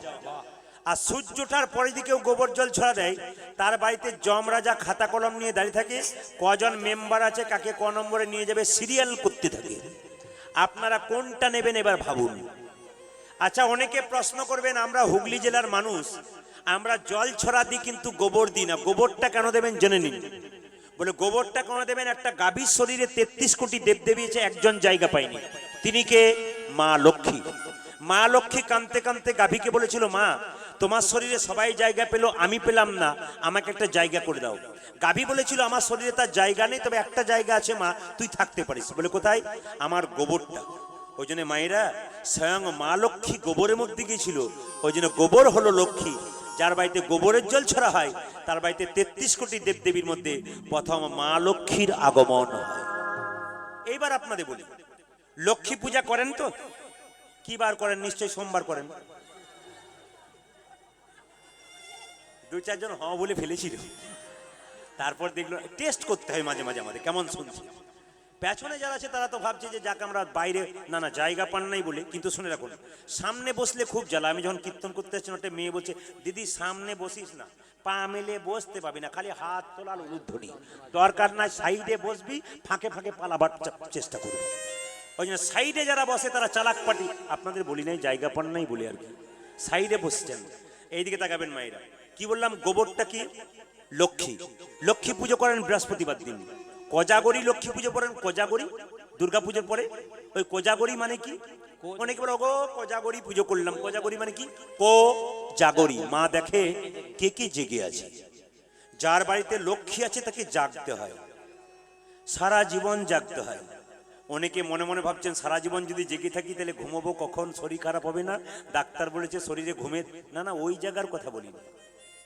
যিনি তার কুলকুণ্ডলিনী শক্তিকে জাগিয়ে রাখবেন ভগবানের নামে, মনটাকে জাগিয়ে রাখবেন ভগবানের নামে, খেতে শুতে চলতে ফিরতে যে ভগবানকে স্মরণ করে তিনি জেগে থাকেন, তার বাড়িতে লক্ষ্মীর অভাব হয় না। ওই জন্য আপনারা বলেন না, এসো মা লক্ষ্মী, তারপর বসো মা ঘরে, তারপর আমার ঘরে থাকো মা, অন্ধকার করি নাকি? ও আচ্ছা, আলো করি। যাক, আপনারা জানেন জেনে আমি খুব খুশি হয়ে গেলাম। এসো মা লক্ষ্মী, বসো মা ঘরে, আমার ঘরে থাকো মা, আলো করে। এইদিকে তাকাবেন, লক্ষ্মীর জায়গা কোথায় আর অলক্ষ্মীর জায়গা কোথায়? বাড়িতে যদি একবার অলক্ষ্মী ঢুকে যায় তাহলে মুশকিল আছে। আপনারা আজকে বলে দিয়ে যাব অলক্ষ্মীর জায়গা কোথায়। অনেকে বলছেন, বল হ্যাঁ, এই কীর্তন শুনে এমন অবস্থা এসে সব মুখস্থ হয়ে গেছে। এই যে দেখা, লক্ষ্মীর জায়গা কোথায়? সিংহাসনে। অলক্ষ্মীর জায়গা কোথায় মায়েরা? তক্তার নিচে, খাটের নিচে, প্রদীপের নিচে যে অন্ধকার, ওইখানটাতে মা লক্ষ্মী নয়, অলক্ষ্মী থাকে। প্রশ্ন করবেন, তাহলে অলক্ষ্মী দূর করে? লক্ষ্মীকে তো প্রদীপ দেবেন, পুজো করবেন, লক্ষ্মী আনন্দে থাকবে, কিন্তু আপনি অলক্ষ্মী দূর করবেন কি করে? আপনি সপ্তাহে দুটো দিন দুটো কাজ করবেন, মঙ্গলবার দিন আর বৃহস্পতিবার দিন। মঙ্গলবার দিন কি করবেন? এক বালতি জলে, দোকান থেকে পাক্কা ভালো নুন লবণ এনে এক বালতি জলে 100 গ্রাম লবণ দিয়ে সেই জলটা দিয়ে গোটা বাড়িটাকে ধুয়ে মুছে পরিষ্কার করুন। অন্ধকার জায়গাগুলো বেশি করে করবেন, অলক্ষ্মী দূর হবে। জ্যোতিষশাস্ত্র বলছে এগুলো। যারা বড় বড় জ্যোতিষ পণ্ডিত তাদের সঙ্গে আমাদের করতে হয়, তাদের কাছ থেকে বহু শিক্ষা নিতে হয় আপনাদের দেবার জন্য। আমার একজন বিখ্যাত জ্যোতিষ পণ্ডিত বন্ধু আছেন, তিনি বহু পড়াশোনা করেন, তিনি ভালো ভালো জিনিস আমাকে দেন। এই জন্য বলি, আর অলক্ষ্মী দূর করবার উপায় কি? বাড়িতে বৃহস্পতিবার দিন এক বালতি জল নেবেন, একটু কর্পূর নেবেন, এক বালতি জলে কর্পূর নিয়ে আপনি সেই জলটা দিয়ে ধুয়ে মুছে পরিষ্কার করুন। আপনার বাড়িতে অলক্ষ্মী কোনোদিন থাকবে না, লক্ষ্মীরই আসা যাওয়া হবে। তবে শুনে রাখুন, কোজাগরি পূর্ণিমাতে সারা রাত্রি দরজা খুলতে হয়। কেন বলুন তো? লক্ষ্মী ঢুকে অলক্ষ্মী বেরিয়ে যায় নাকি? লক্ষ্মী ঢুকে অলক্ষ্মী বেরিয়ে যায়। ওই জন্য পূর্ণিমা পুজো যেদিন হয়, মানে কোজাগরি পূর্ণিমা, সেদিন লক্ষ্মী পুজোর দিনে দরজাটা খুলতে হয়। কেন? লক্ষ্মী ঢুকে অলক্ষ্মী বেরিয়ে যায়। এবার এবছর আমি গান করতে যাচ্ছিলাম বোলপুরে, আমার এক বন্ধু বলল, ভাই আমার হাতে টাকা নাই, কিছু ব্যবস্থা করে দে। বললাম ধার নিয়ে নে। বলছে না, ধার নেবো না, তুই তো কীর্তন করিস, আমার একটা তত্ত্ব বলে দেয় আজকে লক্ষ্মী পুজো, যেন লক্ষ্মী আমার বাড়িতে হুড় করে ঢুকে যায়। আমার তোর কোনো চিন্তা নাই, লক্ষ্মী ঢুকবে, আজকে সারা রাত্রি দরজাটা হাঁ করে খুলে দিবি, দেখবি লক্ষ্মী আজ ঢুকবে, লক্ষ্মী পুজো বলবে। ও আমার কোথায় সারা রাত্রি দরজা খুলে দিয়েছে। আমি যখন কীর্তন করে বাড়ি ফিরছি তখন বললাম, গালে হাত দিয়ে বসে আছে, জিজ্ঞেস করলাম, কি রে দরজা খুলেছিলি? হ্যাঁ। লক্ষ্মী ঢুকেছিল? না। কি ঢুকেছিল? বলছে চোর ঢুকে দিয়েছিল। লক্ষ্মীকে ডাকবেন তবে তো লক্ষ্মী ঢুকবে মা, না ডাকার মতো ডাকলে কি ঢুকবে? চোর ঢুকে যাবে। মুকুন্দ সরকার স্ত্রী সকালবেলায় ঘুম থেকে উঠে গোবর জল ছড়া দিচ্ছে, আর সঙ্গে সঙ্গে তিনি কি করলেন? বাড়িতে গিয়ে যখনই গেলেন তখন তার স্ত্রী তাকে কি করলেন? কাপড়, গলায় কাপড় দিয়ে প্রণাম করলেন।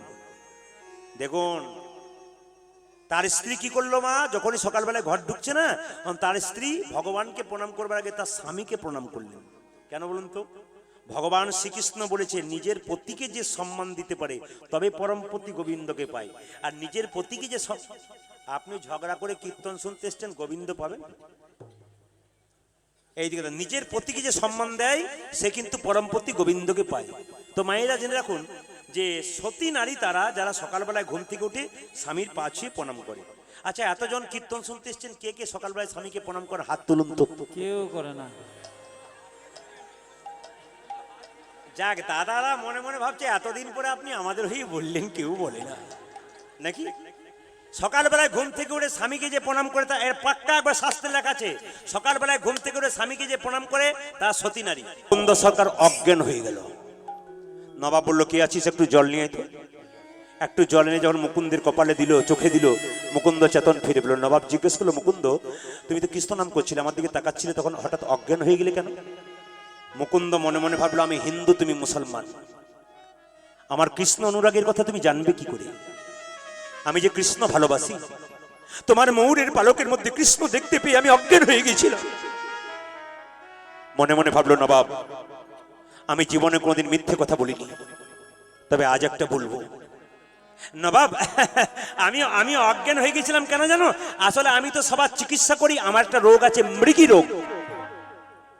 সঙ্গে সঙ্গে জেনে বলছে মৃগী রোগ। নবাব বলে উঠলো, শোনো, আমার রাজ্যে একটা নিয়ম আছে, এখানে যে মিথ্যে কথা বলে তার জিভটাকে আমি চেনে ছিঁড়ে নিই। তবে তুমি যেহেতু আমার পেটের রোগ করে ভালো করেছো, আমি তোমাকে কিছু করবো না। শুনে রাখো, তোমার যদি মৃগী রোগ থাকবে, তুমি যখন অজ্ঞান হয়ে গেছিলে কৃষ্ণ বলে কাঁদছিলে কেন? তোমার যদি মৃগী রোগ থাকবে, তুমি যখন অজ্ঞান হয়ে গেছে তোমার চোখ দিয়ে জল পড়ছিল কেন? মুকুন্দ কেঁদে কেঁদে বললো, নবাব আমার অপরাধ হয়ে গেছে। নবাব বলল, মুকুন্দ অপরাধ তোমার হয়নি, আমার হয়েছে। বলে কেন? তোমার মতো কৃষ্ণ ভক্তকে আমার কেনা গোলাম মনে করে আমি ভুল করে দিলাম। তবে মুকুন্দ তুমি বাড়ি ফিরে যাও, গোটা শ্রীখণ্ডটা আমি তোমার নামে লিখে দিলাম। বাবা, মুকুন্দ সরকার তো অভাব ছিল, একবেলা খেতে পেতো, ভালো করে খেতে পেতো না, গরিবের চিকিৎসা করতো। কি করলো দেখুন, মহাপ্রভু কেমন কৃপা দেখুন। নবাব বলল, গোটা শ্রীখণ্ডটা আমি তোমার নামে লিখে দিলাম, তোমার কোনো অভাব থাকবে না। ঈশ্বর যা করে তা মঙ্গলের জন্যই করে। মুকুন্দ সরকারকে নবাব বলল, যদি কোনোদিন আমার পেটের যন্ত্রণা হয় তুমি আমাকে দেখে যেও। মুকুন্দ নবাবকে সালাম জানিয়ে চললো কোথায়? নিজের বাড়ি। আর যেতে যেতে গাইছে, আহ ভগবানের কি লীলা, ওই আমি কোথায় গেলে গেলে পাবো গো দেখো আমার ঘন শ্যাম। এইদিকে তাকান। মুকুন্দ সরকার বাড়ি ফিরে এলো, কণ্ঠে তুলসীর মালা নিল।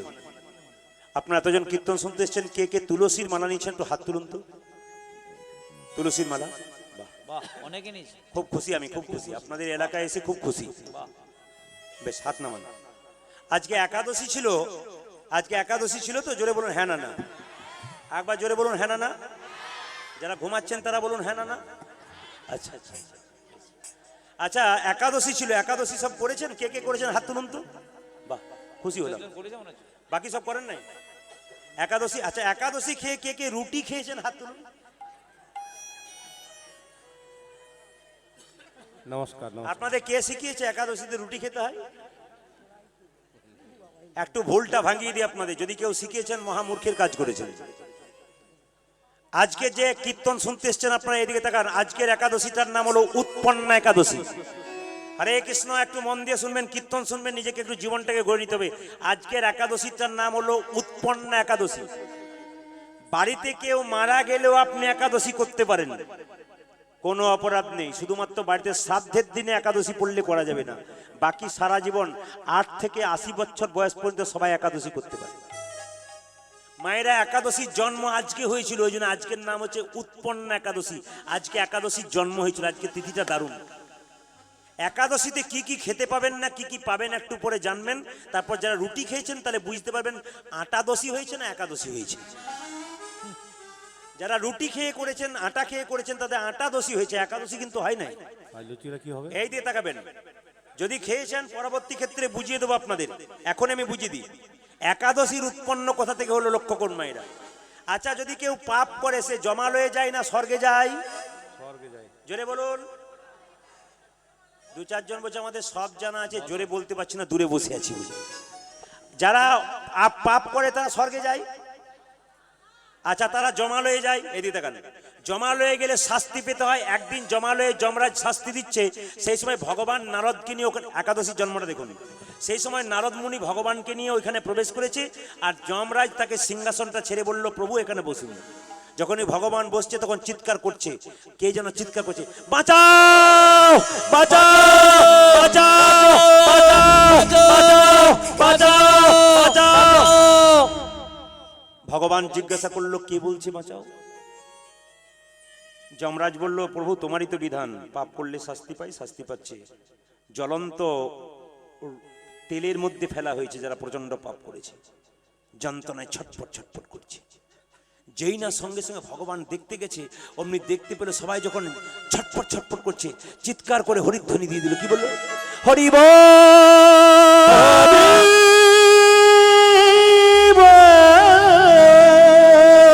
প্রেমানন্দে হরি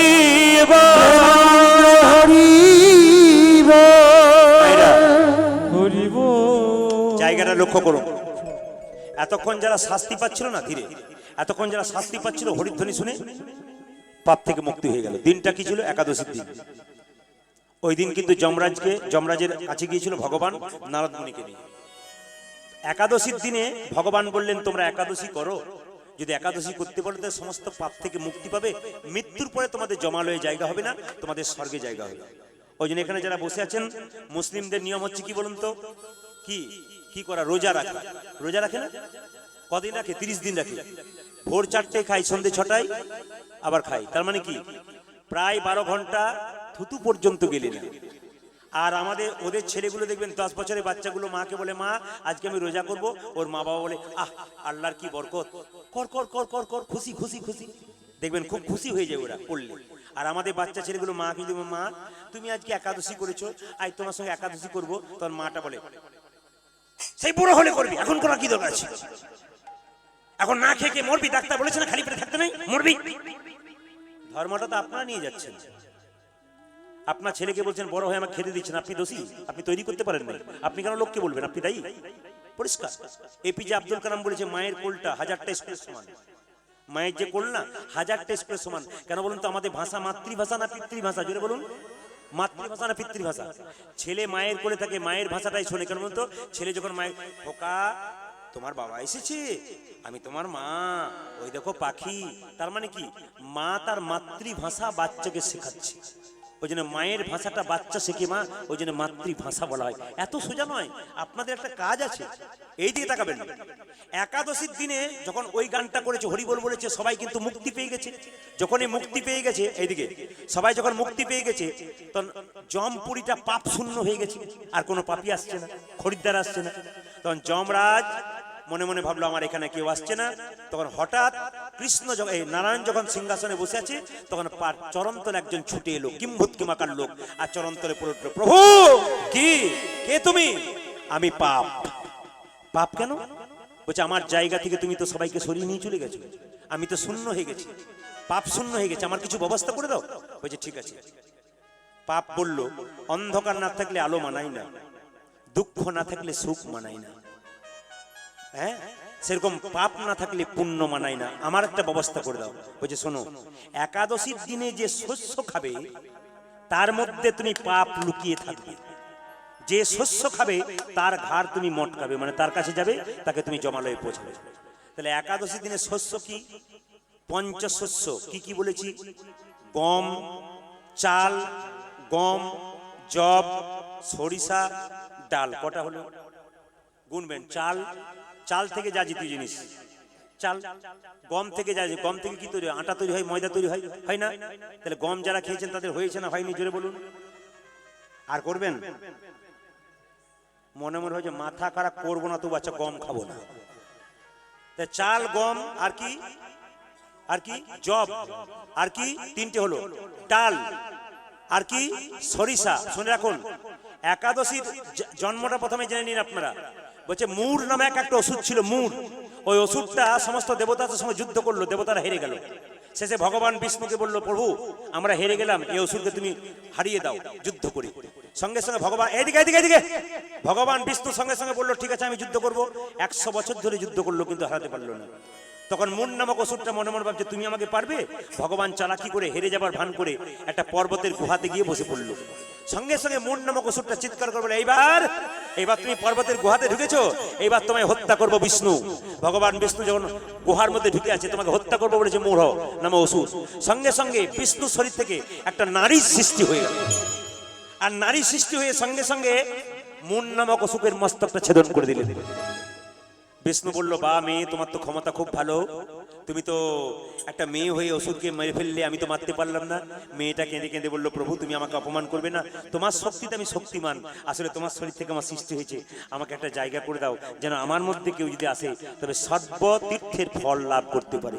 ভগবান বলল, ওগো, আজ থেকে তোমার নাম হলো একাদশী, তোমার মধ্যে যে আসতে পারবে সর্বতীর্থের ফল সে লাভ করবে। ওই জন্য মায়েরা একাদশী যদি পালন করতে পারেন তাহলে সর্বতীর্থের ফল আপনারা পেয়ে যাবেন, পাপ থেকে মুক্তি হবেন। একাদশীর নিয়মগুলো একটু বলে দিই। আগের দিন নিরামিষ, পরের দিন নিরামিষ, মাঝের দিন আপনারা কি করবেন? একাদশীর দিনে কি কি করবেন বলে দিই। আগের দিনে রাত্রিবেলায় ব্রাশ করে নেবেন। একাদশী যারা করে আগের দিনে ব্রাশ করতে নেই, সকালবেলা যদি ব্রাশ করেন ভুল করছেন আপনি।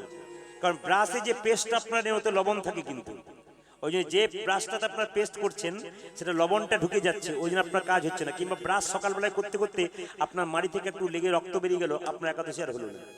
আপনি তরকারি কাটবেন সাবধানে, আঙুল কেটে গেলে একাদশী হবে না। এই জন্য একাদশীর বহুত নিখুঁত নিয়ম আছে, এত সোজা নয়। আমি করে দিলাম, দেখবেন অনেকে একাদশী করে বলে, অনেকে বলে যে কেমন আছেন দিদি, আর বলবেন না আজ আমার একাদশী, মানে বলে বলে বেড়াই। একাদশী করবেন নিজের কথা, নিজের ব্যাপার, কাউকে বলবেন না আপনারা। এইবার বলি, সকালবেলায় ঘুম থেকে উঠে মুখে আপনারা জল কুল্লি করে নেবেন, জল পরিষ্কার করে নেবেন। তারপর সকালবেলায় স্নান করার পর, ভগবানের মন্দিরে পুজো দেওয়ার পর, হরিকৃষ্ণ নাম করার পর আপনি প্রসাদ পাবেন। কি পাবেন? যদি মনে করেন খিদে অসুবিধা হচ্ছে, আপনি এক কাজ করবেন, একটু সাবু কিনবেন, সাবুটা সকালবেলায় ভিজতে দেবেন, একটু দুধ নেবেন, কলা নেবেন। মিষ্টিটা অনেক সময় দোকান থেকে কিনতে গিয়ে গন্ডগোল হয়, কেন বলুন তো? মিষ্টিটা অনেক সময় সুজি মেশানো থাকে, ওই জন্য মিষ্টিটা সবাই খায় না, যারা খায় খুব খারাপ করে। কেন বলুন তো? সব দোকান শুদ্ধ নয়, সব দোকান পবিত্র নয়। যে মিষ্টিটা তৈরি করেছে সে পবিত্র হাতে তৈরি করে নাই, ওই জন্য সেই সময় সেই দিনটা পবিত্রতার ব্যাপার আছে, ওই জন্য পবিত্র ভাব নিয়ে করতে হয়। কেন? মিষ্টি যে তৈরি করেছে সে কোন কাপড়ে করেছে, কিভাবে করেছে, কোন হাতে করেছে আপনি জানবেন কি করে? ওই জন্য কোনো মতে মিষ্টি সেবা নয়। সেটা আপনি কি করবেন? আপনি সাবু খেতে পারেন, সাবুর সঙ্গে দুগ্ধ, তার সঙ্গে একটু কলা খেতে পারেন, আপনি ফল খেতে পারেন সারাদিন, কোনো অসুবিধা নেই। ও মায়েরা, যদি মনে করেন যে আমার শরীরটা কেমন লাগছে, একটু ঝাল ঝাল খাবো, একটা উপায় আছে, সরিষার তেল মাখবেন না। বিছানাতে যেটা শুয়ে থাকেন সেই বিছানা আপনি শুয়ে থাকবেন না, সেদিন কম্বলে শুতে হবে, আলাদা পরিচ্ছন্ন বিছানা শুতে হবে। মাথায় রাখবেন এগুলো। এইবার লক্ষ্য করুন মায়েরা, স্নান করার পর আমি আগেই বললাম প্রণাম করবেন, ভগবানের নাম করবেন, একটু গীতা পড়বেন, সেদিন শ্রীমদ্ ভাগবত গীতা পড়বেন, কাজ আছে। সন্ধ্যাবেলায় যদি আপনারা মনে করেন যে একটু কিছু খাবো, তরকারি সবজি, তাহলে এক কাজ করবেন, পেঁপে, কাঁচা কলা, হ্যাঁ, একটু কুমড়ো, আলু, এই দিয়ে একটা সবজি করতে পারেন। কিন্তু সিন্দুক লবণ ব্যবহার করতে হবে, এই লবণ নয়, সন্দক লবণ যেটাকে বলছে, ওই লবণটা ব্যবহার করতে হবে। সরিষার তেল মাখতে পাবেন না, সরিষার তেল আপনারা খেতে পাবেন না, এটা নিয়ম। আপনারা সাদা তেল দিতে পারেন, অথবা আপনারা ঘি দিয়ে, যদি ঘি সহ্য নয় সাদা তেল দেবেন, আর ঘি সহ্য হলে আপনারা ঘি দেবেন। এইভাবে যদি কেউ একাদশী করতে পারে তবে তার একাদশী হয়। খুব সংক্ষেপে বলে দিলাম, এর বৃহৎ আকার আছে। এইভাবে একাদশী করলে হবে। আর যদি কেউ একাদশীতে আটা খান, তাহলে পরিষ্কার বললাম আপনার আটা দোষী হয়ে যাবে। মুকুন্দ সরকার যেদিন বাড়ি ফিরে এলো বাবা, সেদিন দেখতে পেলো কি, এদিকে তাকান, তার স্ত্রী ছটপট ছটপট করছে, চিৎকার করে বলো, স্বামী এ কি আমার হলো গো, স্বামী এ কি আমার হলো গো। ভগবান সব সইতে পারে, কারো অহংকার সহ্য করতে পারে না। মুকুন্দ সরকার চিকিৎসা করতে করতে ভেতরে অহংকার হয়ে গেল, আমার মতো চিকিৎসক আর কেউ নেই। ভগবান মনে মনে ভাবলো, তোমার স্ত্রীর মধ্যে এমন রোগ দিয়ে দেবো তুমি ধরতে পারবে না। স্ত্রী কেঁদে কেঁদে বলছে, স্বামী যেদিন থেকে তুমি চলে গেছো আমি জিভে স্বাদ পাই না, চোখে দেখতে পাই না ভালো করে, আমার হাত পা জ্বালা করে, আমার কেন এমন হয়, এ কি আমার হলো গো, এ কি আমার হলো গো। মুকুন্দ সরকার বললো, দেখি দেখি তোমার চোখ দেখি, দেখি তোমার জিভ দেখি, দেখি তোমার হাত দেখি, দেখি তোমার পা দেখি। চিকিৎসা করতে পারলো না। রাত্রিবেলায় মহাপ্রভুর মন্দিরে কেঁদে কেঁদে বলছে, প্রভু আমি সারা বাংলা সবার চিকিৎসা করতে পারি, আমার স্ত্রী রোগ ধরতে পারছি না কেন? রাত্রিবেলায় মহাপ্রভুর মন্দিরে কেঁদে বলছে, তুমি বলে দাও প্রভু, তুমি বলে দাও। মহাপ্রভু আকাশবাণী করে বলল, মুকুন্দ আমি যা ভেবেছিলাম তাই হয়েছে। সারা বাংলা চিকিৎসা করতে করতে তোমার ভেতরে অহংকার হয়ে গেছে। মুকুন্দ সরকার কেঁদে কেঁদে বলছে, আমি ক্ষুদ্র জীব, কখন আমার অহংকার হয় আমি জানি না, যদি অহংকার হয়েছে আমার পতন ঘটাও। মহাপ্রভু কি করলো বাবা, তার চিবানো পান মুকুন্দ সরকারকে দিল, আর সেই চিবানো পানটা নিয়ে বললো তোমার স্ত্রীকে দিয়ে দাও, রোগ তো ভালো হবে, নতুন লক্ষণ প্রকাশ পাবে, তোমার স্ত্রীর গর্ভে সন্তান আসবে, আর সেই সন্তানটার নাম হবে ভক্ত রঘুনন্দন। বলুন শ্যাম সুন্দর কি? যাক বাবা, আমি ভাবছিলাম দু চারজন ঘুমোচ্ছে নাকি। বলুন শ্যাম সুন্দর কি? বাহ বাহ। রাধা মাধব কি? গৌর ভক্তবৃন্দ কি? আপন আপন গুরুদেব কি? যারা ঘুমাচ্ছেন তাদের কি? প্রমাণ হয়ে গেল যে আপনারা কত ডুবে গেছেন। আমি কি বলছি ওইদিকে নজর নেই। জয় দি জয় বল রাধা রানী কি? শ্যাম সুন্দর কি? শব্দ না করলে বলে দিই, এমন শুনবেন 1 মিনিট শুনবেন, ওতে যেন লাভ হয়। কীর্তন শুনবেন 1 মিনিট, কিন্তু এমন শুনবেন ওইটাই ঢুকে যাবে ভেতরে। অনেকে বলেন আমার ছেলে পড়তে বসে না গো, 1 ঘন্টা পরে আর ফাস্ট হয়ে যায়। কেন বলুন তো? যেটুকু পড়ে সেটুকু, যেটা বলুন কি, যেটুকু পড়ে সেটুকু পাক্কা। এইদিকে এদিকে এদিকে হরিনাম শুনবেন, যেটুকু শুনবেন সেটুকু পাক্কা শুনবেন, একটু মন দিয়ে শুনবেন, খুব ধীরে ধীরে হরিনাম শুনবেন, কিন্তু পাক্কা শুনবেন। প্রমাণটা দেখি আপনাদের বলে দিই। একদল চোর তার গুরুজির কাছে গেছে চুরি শিখবে বলে। আচ্ছা, যারা চুরি শিখবেন তারা শুনে নিন কি করলে চুরিতে ধরা পড়বেন না। অনেকে ভাবছেন বলুন বলুন, মাঝে মাঝে চেষ্টা করে দেখি, কিন্তু হয় না। বলছে চুরি, একদল চোর গেছে সর্দারের কাছে, ও সর্দারজি এই যে আমাকে বলুন কি করলে আমি চুরি থেকে চুরি করব, কি কি করতে হবে বলুন। সর্দারজি বলছে যারা চুরি করবে তাদের 3টে নিয়ম পালন করতে হবে। আপনার শুনে রাখুন, যারা চুরি করবেন তারা 3টে নিয়ম, না না কৃষ্ণকে চুরি করবেন তারাও শুনে রাখুন। 3টে নিয়ম কি কি? একটা হচ্ছে চোররা দেখবেন বললো চুরি করবি, যদি ধরা পড়ে যাস মার খাবি, কিন্তু বের করবি। তার মানে কি বলুন তো, কি বলুন তো? এত মার খাবি, কিন্তু কে কে ছিল বললে তুই বলবি না, মার খাবি, বের করবি। আর দ্বিতীয় কি, কোনদিন হরিনাম শুনবি না। হরিনাম যেখানে হবে কানে আঙুল দিয়ে দিবি, কিন্তু হরিনাম শুনবি না। আর তৃতীয় কি, চোররা দেখবেন সব দেব দেবীকে পুজো করুক আর না করুক, একজনকে করে। কাকে? একটু জোরে বলুন। আপনার কি ওই দলের লোক নাকি? না না, কালী বলে দিলেন বলে আমি গণেশ বলতে যাচ্ছি। যারা ব্যবসা করে তারা গণেশ পুজো করে না তো? লক্ষ্য করুন মায়ের এইদিকে তাকান। তাহলে কালী পুজো করবি, অন্য কোনো পুজো করবি না। 3টে নিয়ম, যারা চুরি করবে হরিনাম শুনবি না, কালী পুজো করবি, অন্য দেবী পুজো করবি না, আর চুরি করলে ধরা পড়বি, কিন্তু মার খাবি, বের করবি না। এখন একজন চুরি করতে গিয়ে প্রথমেই ধরা পড়ে গেছে, আর ধরা পড়ে ওকে জেলখানায় নিয়ে যাওয়া হচ্ছে, আর রঞ্জিত বাটির পথ দিয়ে নিয়ে যাওয়া হচ্ছে। যেতে যেতে দেখলো সর্দারজি বলেছে হরিনাম শুনবি না, ও বেটা এই পথ দিয়ে যাচ্ছে, আর যেতে যেতে হরিনাম হচ্ছে, ও আঙুলটা কানে দিয়ে দিয়েছে। তখন কীর্তনিয়া কিন্তু খুব সুন্দর সুন্দর কথা বলছে, আর তখন ও কানে আঙুল দিয়ে চলে যাচ্ছে। এত মশার জোর, বাঁশ বাগানের মশা, এত জোরে ডান হাতে কামড়েছে। যখনই মারতে গেছে তখনই 3টি কথা চোরের কানে ঢুকে গেছে। 1 মিনিটের কীর্তন, 3টি কথা কি ঢুকেছে? কীর্তনিয়া বলছে দেব দেবী চিনবার 3টে উপায়, মা কালী, মা মনসা, মা দুর্গা, শিব চেনার 3টে উপায়। আপনারা জেনে নিন দেব দেবী চেনার 3টে উপায় কি কি। বলছে দেব দেবীর পা মাটিতে পড়বে না। দেব দেবীর পা মাটিতে পড়বে না, মাটি থেকে একটু উপরে থাকবে, মাথায় রাখবেন। দেব দেবীর পা কোনোদিন মাটিতে পড়ে না। আমরা করি তৈরি, কিন্তু মাটিতে পড়ে না, মাটি থেকে অন্তত 1 হাত দূরে থাকে। আর দেব দেবীর কোনোদিন ছায়া পড়ে না। আর দেব দেবীর চোখের পলক পড়ে না, মানে এরকম করে তাকিয়ে থাকে যে চোখের একটাও পাতা পড়বে না। আমাদের মাঝে মাঝে পড়ে, ওদের পড়েই না। এই 3টি শুনে ও কানে আঙুল দিয়ে আওয়াজ চলতে শুরু করেছে। যখন জেল খানাতে গেছে তখন পুলিশ বলছে আর কে কে ছিল, আর কে কে ছিল বল, তুই একাই ছিলি, চুরি করিস নি? আর কে কে ছিল বল, আর কে কে ছিল বল। এখন যখনই বলছে চুরি করিনি, তখন একজন পুলিশ ইন্সপেক্টর, 58 বছর বয়স আর 2 বছর চাকরি আছে, ও মনে মনে ভাবছে তোর পেট থেকে কি করে কথা বের করতে আমার জানা আছে, তারা আজকে রাতে দেখবে। চোররা কিসের ভক্ত হয়ে বলেছিলাম? মা কালী। ও রাত্রিবেলাতে মনে মনে ভাবছে মা কালী সাজবো। পাটকে কি করেছে, পাট জানেন তো, পাট ও কালো রং দিয়ে চুল করে দিয়েছে, আর একটা ওই কাঁঠাল পাতা জিভ করে নিয়েছে লাল রং দিয়ে, 2টো হাত আছে, 2টো নকল হাত করেছে, আর কালো কাপড় পরে নিয়েছে। লক্ষ্য করুন, এসে রাত্রিবেলা যখন চোরটা শুয়ে আছে নাইট বল জ্বালিয়ে, তখন পুলিশ ইন্সপেক্টর কি করেছে না, মা কালী সেজে ঢুকে গেছে ভেতরে। জেনে বলছে বৎস, যেই না বলেছে বৎস, সঙ্গে সঙ্গে জেগে উঠেছে। বলছে মা, ও বুঝেছি, আমি প্রতি মাসে একটা করে পাঁঠা ছাগল বলি দিয়ে ওই দিন বাঁচাতে এসেছিস মা। বলছে হ্যাঁ বৎস, তুমি বাঁচাতে এলাম, শুধু তোর খুব কষ্ট হচ্ছে তা না? বলছে মা আমার খুব কষ্ট হচ্ছে। বলে কিসের কষ্ট? বলছে মায়ের মন্দিরে পাঁঠা ছাগল বলি দেবার সময় তাকে যখন স্নান করানো হয়, সিঁদুর মাখানো হয়, তার যেমন অবস্থা হয় আমার সেরকম অবস্থা হচ্ছে।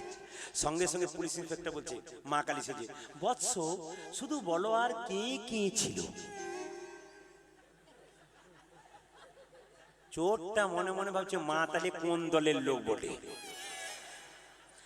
খালি বলছে বৎস আর কে কি ছিল শুধু বলো। মা কি বললাম তো চুরি করি নাই। আর কে কে ছিল বলো বৎস, তোমায় ছেড়ে দেবো, রেহাই দেবো, তোমার সাথীরা কোথায়, আর কে কে ছিল? তখন চোরটা বলছে মা তুমি কোন দলের লোক? তুমি কি পুলিশের দলের লোক? পুলিশ তখন মনে মনে ভাবছে এ তো আমার ওপরে যাচ্ছে। খালি বলছে বৎস শুধু বলে দাও আর কে কে ছিল। তখন চিৎকার করে বলছে আমি কি করে বলবো, আমার তো দুটো চোখ, তোমার তো তিনটে চোখ, তুমি দেখতে পাও না? তুমি তিনয়নি জগৎ জননী, আমার দুটো চোখ, তোমার তিনটে চোখ, তুমি দেখতে পাও না? বলছে বৎস শুধু বলে দাও আর কে কে ছিল। এখন চোরটা মনে মনে ভাবছে, বারবার বলছে কে ছিল, তুমি বাবা না মা, আমি তোমাকে ভালো করে দিই। কি করলো দেখুন, পায়ে পাটাকে কাছে পেয়ে বলে উঠলো বাবারে এটা বাবার পা না মায়ের পা? কেন? আমি যে কীর্তন শুনেছিলাম দেব দেবীর পা মাটিতে থেকে না, এই যদি মা কালী হবে তাহলে মাটিতে থেকেছি কিনা দেখি। দেখছে দিব্যি পা মাটিতে, দিব্যি পা মাটিতে পড়ে আছে। কিছুক্ষণ পরে যে ছায়া পড়ছে না দেখি, লম্বা পরে ছায়া পড়ছে, চোখের পাতা পরে 1 মিনিটে 4 বার 5 বার 6 বার 7 বার পড়ছে। তখন মনে মনে ভাবছে তো মা নয় বাবা বটে। সঙ্গে সঙ্গে বলছে মা আমি চুরি করি নাই, বিশ্বাস করে চুরি। আছাড় খেয়ে পড়ছে। আর এই পা ছুবি না, মানে পা ছুলে বুঝতে পারে বেটা ছেলে পা ছুবি না। কিছুক্ষণ পরে কি হয়েছে দেখুন, পুলিশ ইন্সপেক্টর বেরিয়ে বললো আমি 100% গ্যারান্টি দিয়ে বলতে পারি এ বেটা চুরি করে নাই। বাবা 1 মিনিটের কীর্তন শুনে যদি এই অবস্থা হয়, তাহলে 3 ঘন্টার কীর্তন যদি আপনারা শোনেন, তবে আপনাদের নিতাই গৌর হরি বল বলে বল হরি। মেয়েদের পেটে বাচ্চা এলে 3টে নিয়ম পালন করতে হয়। এইদিকে দিকে দিকে কৃষ্ণ ভক্ত সন্তান আপনার জন্মাবে যদি, এদিকে তাকাবেন, কৃষ্ণ ভক্ত সন্তান যদি জন্ম নিতে, এদিকে দিকে আপনাদের এখানে কীর্তন করতে এসে একটা আশীর্বাদ করে যাবো। আপনাদের আশীর্বাদ নয়, ভগবানের কাছে চেয়ে যাব। আপনারা যারা কীর্তন শুনতে এসছেন তাদের জন্য গাড়ি বাড়ি টাকা পয়সা চাইবো না, কি চাইবো? ভগবানের কাছে প্রার্থনা করব। এদিকে এদিকে প্রত্যেকটি হিন্দুর বাড়িতে একটা করে কৃষ্ণ ভক্ত সন্তান জন্ম নেই। প্রশ্ন করবেন কেন গাড়ি বাড়ি চাইলে না, কৃষ্ণ ভক্ত সন্তান চাইলেন কেন? সচিমাতা নিমাইকে বলেছিল নিমাই তোর বাবার পিণ্ডটা দিয়াই। নিমাই বলেছিল মা পিণ্ড দিলে কি হয়? সঙ্গে সঙ্গে সচিমাতা বলেছিল পিণ্ড দিলে 7 বংশোদ্ধার হয়। নিমাই বলেছিল মা পিণ্ড দিলে 7 বংশোদ্ধার হয়, কিন্তু কোন বংশে একটা কৃষ্ণ ভক্ত সন্তান জন্ম নিলে তা 7 বংশ নয়, তা 14 বংশ। নিতাই গৌর হরি বল। হরি বল হরি বল। ওই জন্য প্রত্যেকটা হিন্দুর বাড়িতে একটা করে কৃষ্ণ ভক্ত সন্তান জন্ম নেই। আপনাদের বলে রাখি, আজকে বিদ্যাসাগরের মতো ছেলের জন্ম হচ্ছে না কেন? আজকে রামকৃষ্ণ ঠাকুরের মতো ছেলে, আচ্ছা বলুন তো, আপনাদের হুগলিতেই তো নাকি রামকৃষ্ণের জন্ম, তাই তো? তাহলে রামকৃষ্ণের মতো ছেলে আজকে জন্ম নিচ্ছে না কেন হিন্দুর পরিবারে? আমি যুক্তিগুলো দেখাবো। আজকে কেন রবীন্দ্রনাথের মতো ছেলে জন্ম নিচ্ছে না, নজরুলের মতো ছেলে জন্ম নিচ্ছে না কেন বলুন তো? মায়ের গর্ভটা ভালো নয়। এরোপ্লেন আকাশে ওড়ে, সব জায়গাতে নামে, জোরে বলুন। যেখানে প্ল্যাটফর্ম থাকে সেখানে নামে। মহাপুরুষের আত্মা চারিদিকে ঘুরে বেড়াচ্ছে, নামতে পারছে না কেন? এইদিকে কেন? ভালো প্ল্যাটফর্ম পাচ্ছে না, মায়ের গর্ভটা ভালো পাচ্ছে না। ওগো মা, যে মেয়ের পেটে বাচ্চা আসবে, বাচ্চা আসবার আগে তাকে ভক্তি ভরে মন্দিরে প্রণাম করতে হবে। চাষি চাষি ফসল ফলাবে, মাটিটাকে ভালো করতে হবে না? তবে তো ভালো ফসল হবে। আপনি কি কোনোদিন বাচ্চা জন্ম দেবার আগে আপনি ভগবানকে প্রণাম করেছেন? ভগবানের মন্দিরে বাচ্চা জন্ম দেবার আগে বলেছেন আমার একটা কৃষ্ণ ভক্ত সন্তান হোক?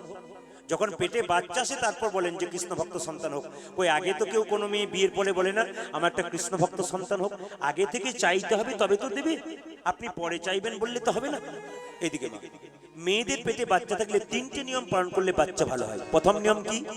যে মেয়ের পেটে বাচ্চা আছে তাকে প্রত্যেকদিন স্নান করে একবার করে মন্দিরে প্রণাম করাবেন। দ্বিতীয় কি? শ্রীমদ্ ভাগবত গীতা, ছোট ছোট বই। এই যে আমার হাতের কাছে দেখতে পাচ্ছেন এই বইটা, এই গীতাটা, দাদা ভাইয়েরা আপনারা ঘন্টার পর ঘন্টা দাঁড়িয়ে আছেন, এত কষ্ট করে অনেক দূর পর্যন্ত বসে আছেন। এই গীতাটাকে দেখে সব একবার প্রণাম করে নিন। এই গীতাটাকে দেখে একবার প্রণাম করে নিন। এই গীতাটা বাজার থেকে কিনবেন, 5 টাকা কি 10 টাকা দাম। এই গীতাটা যখনই আপনার ছেলে স্কুলে যাবে, আপনার ছেলের ব্যাগে না আরো ছোট পাওয়া যায়, একটা পলিথিন দিয়ে আবরণ করে ব্যাগের ভেতরে ভরে দেবেন। মনে রাখবেন কথাগুলো। আপনার স্বামী বহু দূরে যাচ্ছে, আপনি চিন্তা করছেন ফিরবে কি না ফিরবে, বিপদ হবে নাকি, আপনার কোনো চিন্তা নেই। আপনি গীতাটাকে আপনার স্বামীর ব্যাগে ভরে দিন পলিথিন দিয়ে। অনেকে বলে প্রস্রাব যাবে, খাবার খাবে, কি করবে, গীতা পলিথিনে ভরা থাকলে আর কোনো চিন্তা নেই। এইবার বলি, দাদা ভাইয়েরা বহু দূর দূরান্ত যাচ্ছেন, এই গীতাটাকে সঙ্গে রাখুন, দেখবেন আপনি অনেক বিপদ থেকে উদ্ধার হয়ে যাবেন। এর যে কি পাওয়ার আছে, যে রেখেছে সে জানে, আর যে রাখে না সে কোনোদিন জানতে পারবে না।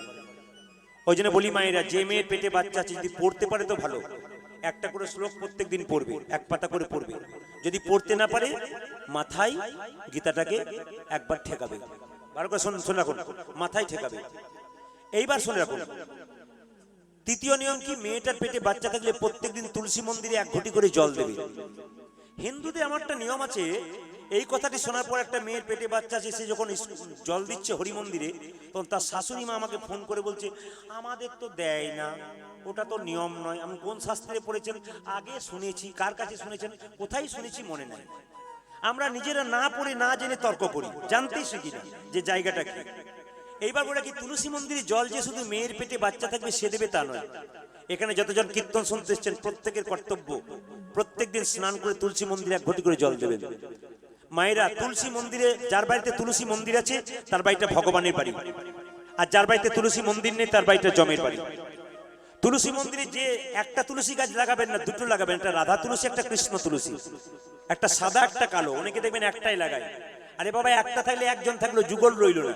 ওই যে তুলসী মন্দিরে সবসময় রাধা কৃষ্ণ 2টো তুলসী গাছ লাগাতে হবে। রাধা মানে সাদা তুলসী, আর কৃষ্ণ মানে কালো তুলসী। এই 2টো তুলসী একসঙ্গে লাগাবেন, দেখবেন যার বাড়িতে তুলসী গাছ দিনের পর দিন ফেপে উঠছে, সুন্দর উঠছে, তার বাড়িতে রোগ জ্বালা আসবে না, অর্থের আগমন হবে, শান্তি শৃঙ্খলা পরিপূর্ণ হবে। ওই যে নিজের বাড়িটা ভালো করে মোজাইক করবার আগে তুলসী মন্দিরটা ভালো করুন, তুলসী মন্দিরটা ভালো করবার আগে তুলসী গাছটাকে ভালো করুন। ওকে যত যত্ন করবেন তার তত মঞ্জুরি হবে, পাতা হবে, উপরে উঠবে পাতা, বুঝবেন তার বাড়িতে শান্তি শৃঙ্খলা প্রতিষ্ঠা হচ্ছে। তুলসী মন্দিরে মায়েরা যখন জল দেবেন তখন ভিজে কাপড়ে দেবেন না, দাদা ভাইয়েরা আপনারা ভিজে কাপড়ে দেবেন না, গামছা পরে দেবেন কিংবা ধুতি পরে দেবেন, কিন্তু শুকনো হয় যেন। মায়ের একটা লাল পেরে সাদা শাড়ি পরবেন, যদি পারেন, না পারেন তো এই শাড়ি পরেই দেবেন।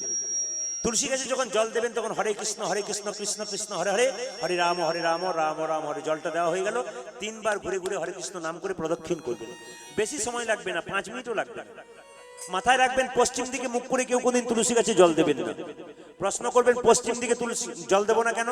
মুসলমানরা পশ্চিম দিকে নামাজ পড়ে, ওদিকে আল্লাহ নেই, আছে ওদের শাস্ত্র বললো ওদিকে কাবা মসজিদ আছে, ওটাকে লক্ষ্য করে ওরা তুলসী গাছে জল দেয়, ওরা নামাজ পড়ে। আর হিন্দুদের জন্য বললো যে পূর্ব দিকে মুখ করে হিন্দু কোনো কাজ করবে, উত্তর দিকে মুখ করে করবে, দক্ষিণ দিকে মুখ করবে, কিন্তু পশ্চিম দিকে মুখ করে করবে না। কেন না? পূর্ব দিকে সূর্যদেব উদয় হয়, সূর্যকে পিছু করে হিন্দু কোনো ভালো কাজ করবে না। খুব মাথায় রাখবেন। তুলসী পাতা তুলতে তুলতে পাতা বা গাছের ডাল যদি ভুল করে ভেঙে যায় তবে কৃষ্ণের অঙ্গে আঘাত করা হয়। এত সোজা নয়, আপনার বাড়িতে তুলসী গাছটা আছে আর আপনি ছিঁড়ে ছিঁড়ে খাচ্ছেন, এই ছিঁড়ে ছিঁড়ে ভেঙে দিচ্ছেন ডালটা, পাতাটা ছিঁড়ে খাচ্ছেন। যেমন রামদেবজি বলেছে যে যদি কেউ কার্তিক মাসে তুলসী পাতা খেতে পারে 2-4টা করে, 21টা রোগ হয় না। একজন কি করেছে, ও ছাগলের মতো ছিচ্ছার মুখে ভরছে। এটা করলে হবে না, নিয়ম আছে। মায়েরা, তুলসী পাতা গোবিন্দ চরণে দেবেন। এই দিকে তাকান, কি কি বাদ তুলসী পাতা তুলতে নেই শোনা কোন? একাদশীর দিন, দ্বাদশীর দিন, রবিবার দিন, সংক্রান্তির দিন, এই দিনগুলো আপনারা তুলসী পাতা তুলবেন না। তাহলে দেবেন কি করে? প্রত্যেক দিন দেন তো আপনারা, দেবেন কি করে? আগের দিন তুলে রাখবেন, জলে ভিজিয়ে রাখবেন। যদি আপনি ভুলে যান আগের দিন তুলতে, তাহলে তুলসী গাছে নিজে যে শুকনো পাতা আছে, ওই পাতাটা পড়ে আছে, ওই পাতাটা আপনি দিয়ে দেবেন, আপনার কাজে লাগবে। গোবিন্দের চরণে তুলসী পাতা কেমন ভাবে দেবেন? যেমন ভাবে তুলসী পাতাটা ফুটে আছে সেইভাবেই দেবেন, উল্টো করে দেবেন না, সোজা করে দেবেন, গোবিন্দের দিকে মুখ করে। রাধারানীর পায়ে কোনদিন তুলসী পাতা দেবেন না, সবসময় রাধারানী হাতে দিতে হয়। হ্যাঁ, রাধারানী হাতে তুলসী পাতা দিতে হয়, পায়ে কোনদিন দিতে নেই। কৃষ্ণ প্রেয়সী তুলসী কৃষ্ণের চরণেই দিতে হয়। কণ্ঠে তুলসীর মালা নিয়েছেন, হাত তুলেছেন, যারা নেন নাই তাদের জন্য বলছে তুলসীর মালা নেবেন। তুলসীর মালা কেন নেবেন? বাড়িতে বেগুন গাছ লাগিয়েছেন, বেড়া দেবেন না? জোরে বলুন হ্যাঁ না না। বাড়িতে বেগুন গাছ লাগিয়েছেন, বেড়া দেবেন কি না? জোরে বলুন হ্যাঁ দেবেন। আচ্ছা মায়েরা, বেগুন গাছে যেমন বেড়া দিতে হয়, ঠিক সেরকম গুরুদেব আমাদের কানে কি দিয়েছে? বীজ। বীজ বীজ বীজ, ভালো করে শুনবেন। গুরুদেব আমাদের কানে কি দিয়েছে? বীজ। কেন? ভেতরে প্রেমের অঙ্কুর হবে বলে। তো যে বীজটা দিয়েছে, অঙ্কুর হবার আগে যদি ছাগলে ছিঁড়ে খায়, তার জন্য গলাতে তুলসীর মালা নামক বেড়াটা দিতে হবে। এই দিয়ে তাকান, তুলসীর মালাকে মাস্টার। কেন মাস্টার? আমার দিকে তাকান। তুলসীর মালা মাস্টার কেন? রাস্তা দিয়ে পেরিয়ে যাচ্ছেন, কারো বাড়িতে একটা পেয়ারা গাছ আছে, পেয়ারার ডালটা বাইরের দিকে ঢুলছে, 4টা পেয়ারা টুকটুক করে আপনার দিকে তাকাচ্ছে, পেকে গেছে। আপনি কি করবেন? দেখার পর নিশ্চয়ই প্রণাম করে চলে যাবেন। দু চার হ্যাঁ। এখানে খুব খুশি লাগছে, আপনারা যে বলছেন না না না ছেড়ে দেবো, আরে বাবা প্রণাম করবেন না, কি করবেন? চারিদিকে তাকিয়ে দেখবেন কেউ কোথাও আছে নাকি, তারপর নিতাই গো হরিবল করে নেবেন। তাহলে যদি তুলসীর মালা থাকে আর তিলক থাকে, তাহলে কি বলবেন? এটা কি আছে এখানে? কি আছে? লোকে বলবে তিলক করেছিস, মালা করেছিস আর চুরি করছিস, পাছে লোকে কিছু বলে তার জন্য মাস্টার আছে। আপনার মাস্টার নেবেন, অনেকে দেখবেন তিলক নেয়, তুলসীর মালা নেয়, আর পাশে বাড়ির লোকটা বলে বাবা রে কি বড় ভক্ত হয়ে গেল, বলে না? না না, এটা হিন্দুদের সবচাইতে লজ্জার ব্যাপার। এরা কারা? যমরাজা এজেন্ট, যারা হরিনামের নিন্দা করে, হরিণ নিন্দা করে। আপনি তার দিকে তাকাবেন না। হাতি রাস্তা দিয়ে যায়, কুকুরের দিকে তাকায়? হাতি রাস্তা দিয়ে কুকুরের দিকে তাকায়? যারা কৃষ্ণ ভক্ত তারা কারা? হাতি। আর যারা নিন্দা করে তারা কারা? কুকুর। হাতি কোনোদিন কুকুরের দিকে তাকায় না। আপনার কোনো চিন্তা নেই, কোনো দিকে তাকাবেন না, আপনি কাজ করে যাবেন। হ্যাঁ হ্যাঁ, অনেকে বলছে তিলক করলে লজ্জা লাগে। শুনুন, তিলক করলে লজ্জা লাগে, একটা কাজ করবেন, তুলসী মন্দিরে জল দেবেন। তো এইদিকে কাল থেকে একটা কাজ করবেন, তুলসী মন্দিরে জল দেবেন, তুলসী গাছের নিচে যে মাটিটা রয়েছে, গাছটার নিচে, সেই মাটিটা 1 ফোঁটা করে তুলে এখানে চন্দন নিয়ে নেবেন। কি বললাম? ওই মাটিটা তুলে এখানে চন্দন নিয়ে নেবেন, মানে 1 ফোঁটা ওই মাটিটা নিয়ে নেবেন প্রত্যেকে। ওটা কিন্তু তিলক করা হয়ে গেল। ওটা করে আপনি বাড়ি থেকে বেরিয়ে যান, কোনো অসুবিধা নেই। লোকে কিছু বলুক আর না বলুক, যদি আপনার লজ্জা থাকে যে লজ্জা লাগবে, কেউ কিছু বলবে, একটা খালি ফোঁটা নিয়ে নেবেন, বাস আপনার কাজে লেগে যাবে। আচ্ছা মায়েরা, এখানে তো অনেক তত্ত্ব বললাম, এবার আপনাদের বলি, সিঁদুর আপনারা পরবেন। পড়েছেন তো? বলছে হ্যাঁ পড়েছি। মধু দেয় কেন? বাচ্চা মিষ্টি মিষ্টি কথা বলবে জন্য? না না, বাচ্চা জন্ম নিয়ে কাঁদে দেখবেন। আপনারা যে হ্যাপি বার্থডে পার্টি করেন না, কিছু মনে করবেন না। এখন দেখবেন অনেক রকম উৎসব আমাদের বেরিয়েছে। হরিনামের বেলাতে টাকা বেরোয় না, আর দেখবেন যখন বার্থডে হয় তখন দেখবেন বাবারে কি টাকা বেরোয়। জন্মদিন, জন্মদিন ভারতীয় কালচার নয়, এটা বিদেশের কালচার। যদি জন্মদিন আপনারা পালন করবেন, তবে আপনাদের বলে রাখি, আপনারা ঘিয়ের প্রদীপ দেবেন ওই দিন। আপনারা পরমান্ন তৈরি করবেন না, ঘিয়ের প্রদীপ দেবেন, পরমান্ন তৈরি করবেন। কিন্তু কোনোদিন কেক কাটবেন না, কেকের মধ্যে প্রচুর জীবাণু থাকে। আচ্ছা, কোন নিয়মে বলে একটা মোমবাতি জ্বালিয়ে দেওয়া হলো, হ্যাপি বার্থডে টু ইউ, ফুস। আচ্ছা বলুন তো, জীবনের বাতি তো নিভে জ্বলে থাকার কথা নাকি? নিভাবো কেন? আপনি ঘিয়ের প্রদীপ জ্বালাবেন সারাদিন কেন বলুন তো? ঘিয়ের প্রদীপটা জ্বলে থাকবে, জীবনের প্রদীপ আপনার বাচ্চার জন্য, আপনি নিভিয়ে দেবেন কেন? আর যে কেকটা খাওয়াচ্ছিল, কেকের মধ্যে কি আছে আগে? হ্যাঁ, এই যারা জানে তারা সুন্দর, কেকের মধ্যে ডিম আছে। আর কেকটা কবে তৈরি আছে, তার যে কতদিন পর্যন্ত ডেট আছে কেউ দেখেন না, নিয়ে চলে এলেন, বাস কেটে কেটে সবাইকে খাইয়ে দিলেন। কিন্তু একটু পায়েস পরমান্ন খাওয়ান, দেখুন জীবনটা সত্য হয়ে যাবে। একটু প্রদীপ জ্বালান, শুভ দিনে আপনার লাভ আছে। ভগবানের নামে কিছু কাজ করুন, দেখুন আপনার লাভ আছে। আপনি যদি অন্য কিছু করবেন, তাহলে নিতাই গৌর হরিবল হয়ে যাবে। আপনি ভগবানকে স্মরণ করে সব কাজ করুন। মায়েরা, বাচ্চার মুখে দিতে হয় কি? মধু। মধু তো দিল, কিন্তু মধু কেনার পয়সা নাই বলে কি করলো? 2 কানে শোনাইল মধুর হরি নাম। বাবা, বাচ্চা জন্ম নেবার পর কানে কৃষ্ণ নাম শোনাতে হয়। তবে বলে রাখি, এই দিয়ে তাকান, অনেকে বলে ছেলে বড় হয়ে আমাকে খেতে দেয় না। কি করে দেবে? আপনাকে তাকে সিগন্যাল দিয়ে দিয়েছি। কি সিগন্যাল দিয়েছে? আমার দিকে তাকান। আপনারা যখন বাচ্চাকে কোলে নিয়ে থাকেন, তখন বাচ্চার পা গুলো কোন দিকে থাকে, মাথাটা কোন দিকে থাকে? আমার দিকে বলুন। মাথা এই দিকে থাকে, পা কোন দিকে থাকে? নিচের দিকে। বাচ্চাকে কোলে করে নাচান, তখন কি বলেন? খোকা তুই বড় হবি। তখন দেখবেন বাচ্চা মাথা নড়ায় না, কি নড়ায়? পা নড়িয়ে বলে হব মা। হয় না? ভালো করে দেখে নিন, বাচ্চা পা নড়িয়ে বলে হব মা। কিছু খোকা তুই পড়াশোনা করবি, করব মা। তারপর তুই চাকরি করবি, করব মা। তারপর তুই বিয়ে করবি, বলে তোমার কথাই করবো না, আমার নিজের কথাই করবো মা। বেশ, তারপর তুই আমাকে খেতে দিবি, তুই বুড়ো হবি, তুই বড় হবি, আমি বুড়ো হব, খেতে দিবি। বাচ্চা তখন পা নড়িয়ে বলে সেটি হবে না। আগে থেকে সিগন্যাল দিয়ে দে। অনেকে বলে আমার ছেলে বড় হয়ে খালি মদ খাচ্ছে। কি করে খাবে না? আপনি তো মদ খাওয়া তৈরি করে দিয়েছেন। বাচ্চাদেরকে মদ খাওয়ার জন্য মায়েদের অনেক দায়িত্ব আছে। কেন দায়িত্ব হয়েছে বলুন তো? অনেকগুলো কারণ আছে মদ খাবার, তার মধ্যে একটা কারণ বলে দিই। এই দিয়ে দেখান, মদ খাবে না কেন? এখনকার মেয়েরা দেখবেন চাকরি করে, ছেলেরাও চাকরি করে, স্বামী স্ত্রীতে চাকরি করে। মেয়েটা বাচ্চা জন্ম দেওয়ার পর কাজের মেয়েকে বলে দিদি বুকের দুধটা দিলাম 8টার সময়, বিকেল 4টায় কাজ থেকে ফিরে আসবো, তারপর দেবো। তার ফাঁকে কি খাবে? একটা বোতল ধরে দিল, বোতলের মধ্যে দুধ দিল। ওই যে ছেলে বোতল ধরতে শিখলো, বড়তে আর ভুলতে পারলো না, ওই জন্য বোতল ভুলতে পারে না। লক্ষণ আছে কিছু কিছু, আপনার সঙ্গে রাখুন। মায়েরা, বাচ্চা ছেলেকে আপনারা কি করবেন মা? এরকম করে কোলে নেবেন, আপনারা হবে, বাচ্চারা হবে, কি গাইবেন? ছেলে ঘুমোলো, ছেলে ঘুমালো, এর মধ্যে তত্ত্ব আছে, এর মধ্যে তত্ত্ব আছে। এই গানটা আপনি গাইবেন, বাচ্চাকে কোলে নিয়ে কৃষ্ণ নাম করা হবে, আপনারা হবে, আপনার বাচ্চারা হবে। নাম তো একটা কিছু রাখতে হবে, নাম রাখলো কি? রঘুনন্দন। এই রঘুনন্দন কি? এই রঘুনন্দন আসলে কে মায়েরা? বজের কে? আরে বাবা, কামদেব মদন মোহন হচ্ছে রঘুনন্দন। আসলে লক্ষ্য করুন মায়েরা, এই যে আপনার আমের শখা দিন বাড়িতে, আমের শখা দেন না? জোরে বলুন। আম পাতা দেন না? আমের শখা দেন কখন দেন? শুভ কাজে দিন। এই আমের শখা কখন থেকে এলো?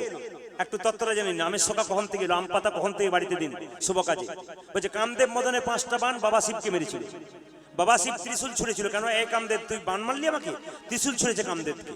আর কামদেব যখন ভয়ে পালাচ্ছে, ত্রিশূলটা তার পেছন পেছন যাচ্ছে। কামদেব কোনো জায়গায় থাকতে পারছে না, কোথায় আমি আড়াল হব, কোথায় আমি একটু ত্রিশূল থেকে বাঁচবো। সামনে দেখতে পেল একটা আম গাছ। এই আম গাছটাকে দেখে বললো, ভাই আমরা সখা, তুই শাখা বিস্তার করে আমাকে বাঁচা, আমি তোকে আশীর্বাদ দেবো। আম গাছটা কি করলো? কামদেব মদনকে আমের ডাল দিয়ে শাখা বিস্তার করে বাঁচিয়ে দিল। ত্রিশূল বাবার কাছে ফিরে গেল।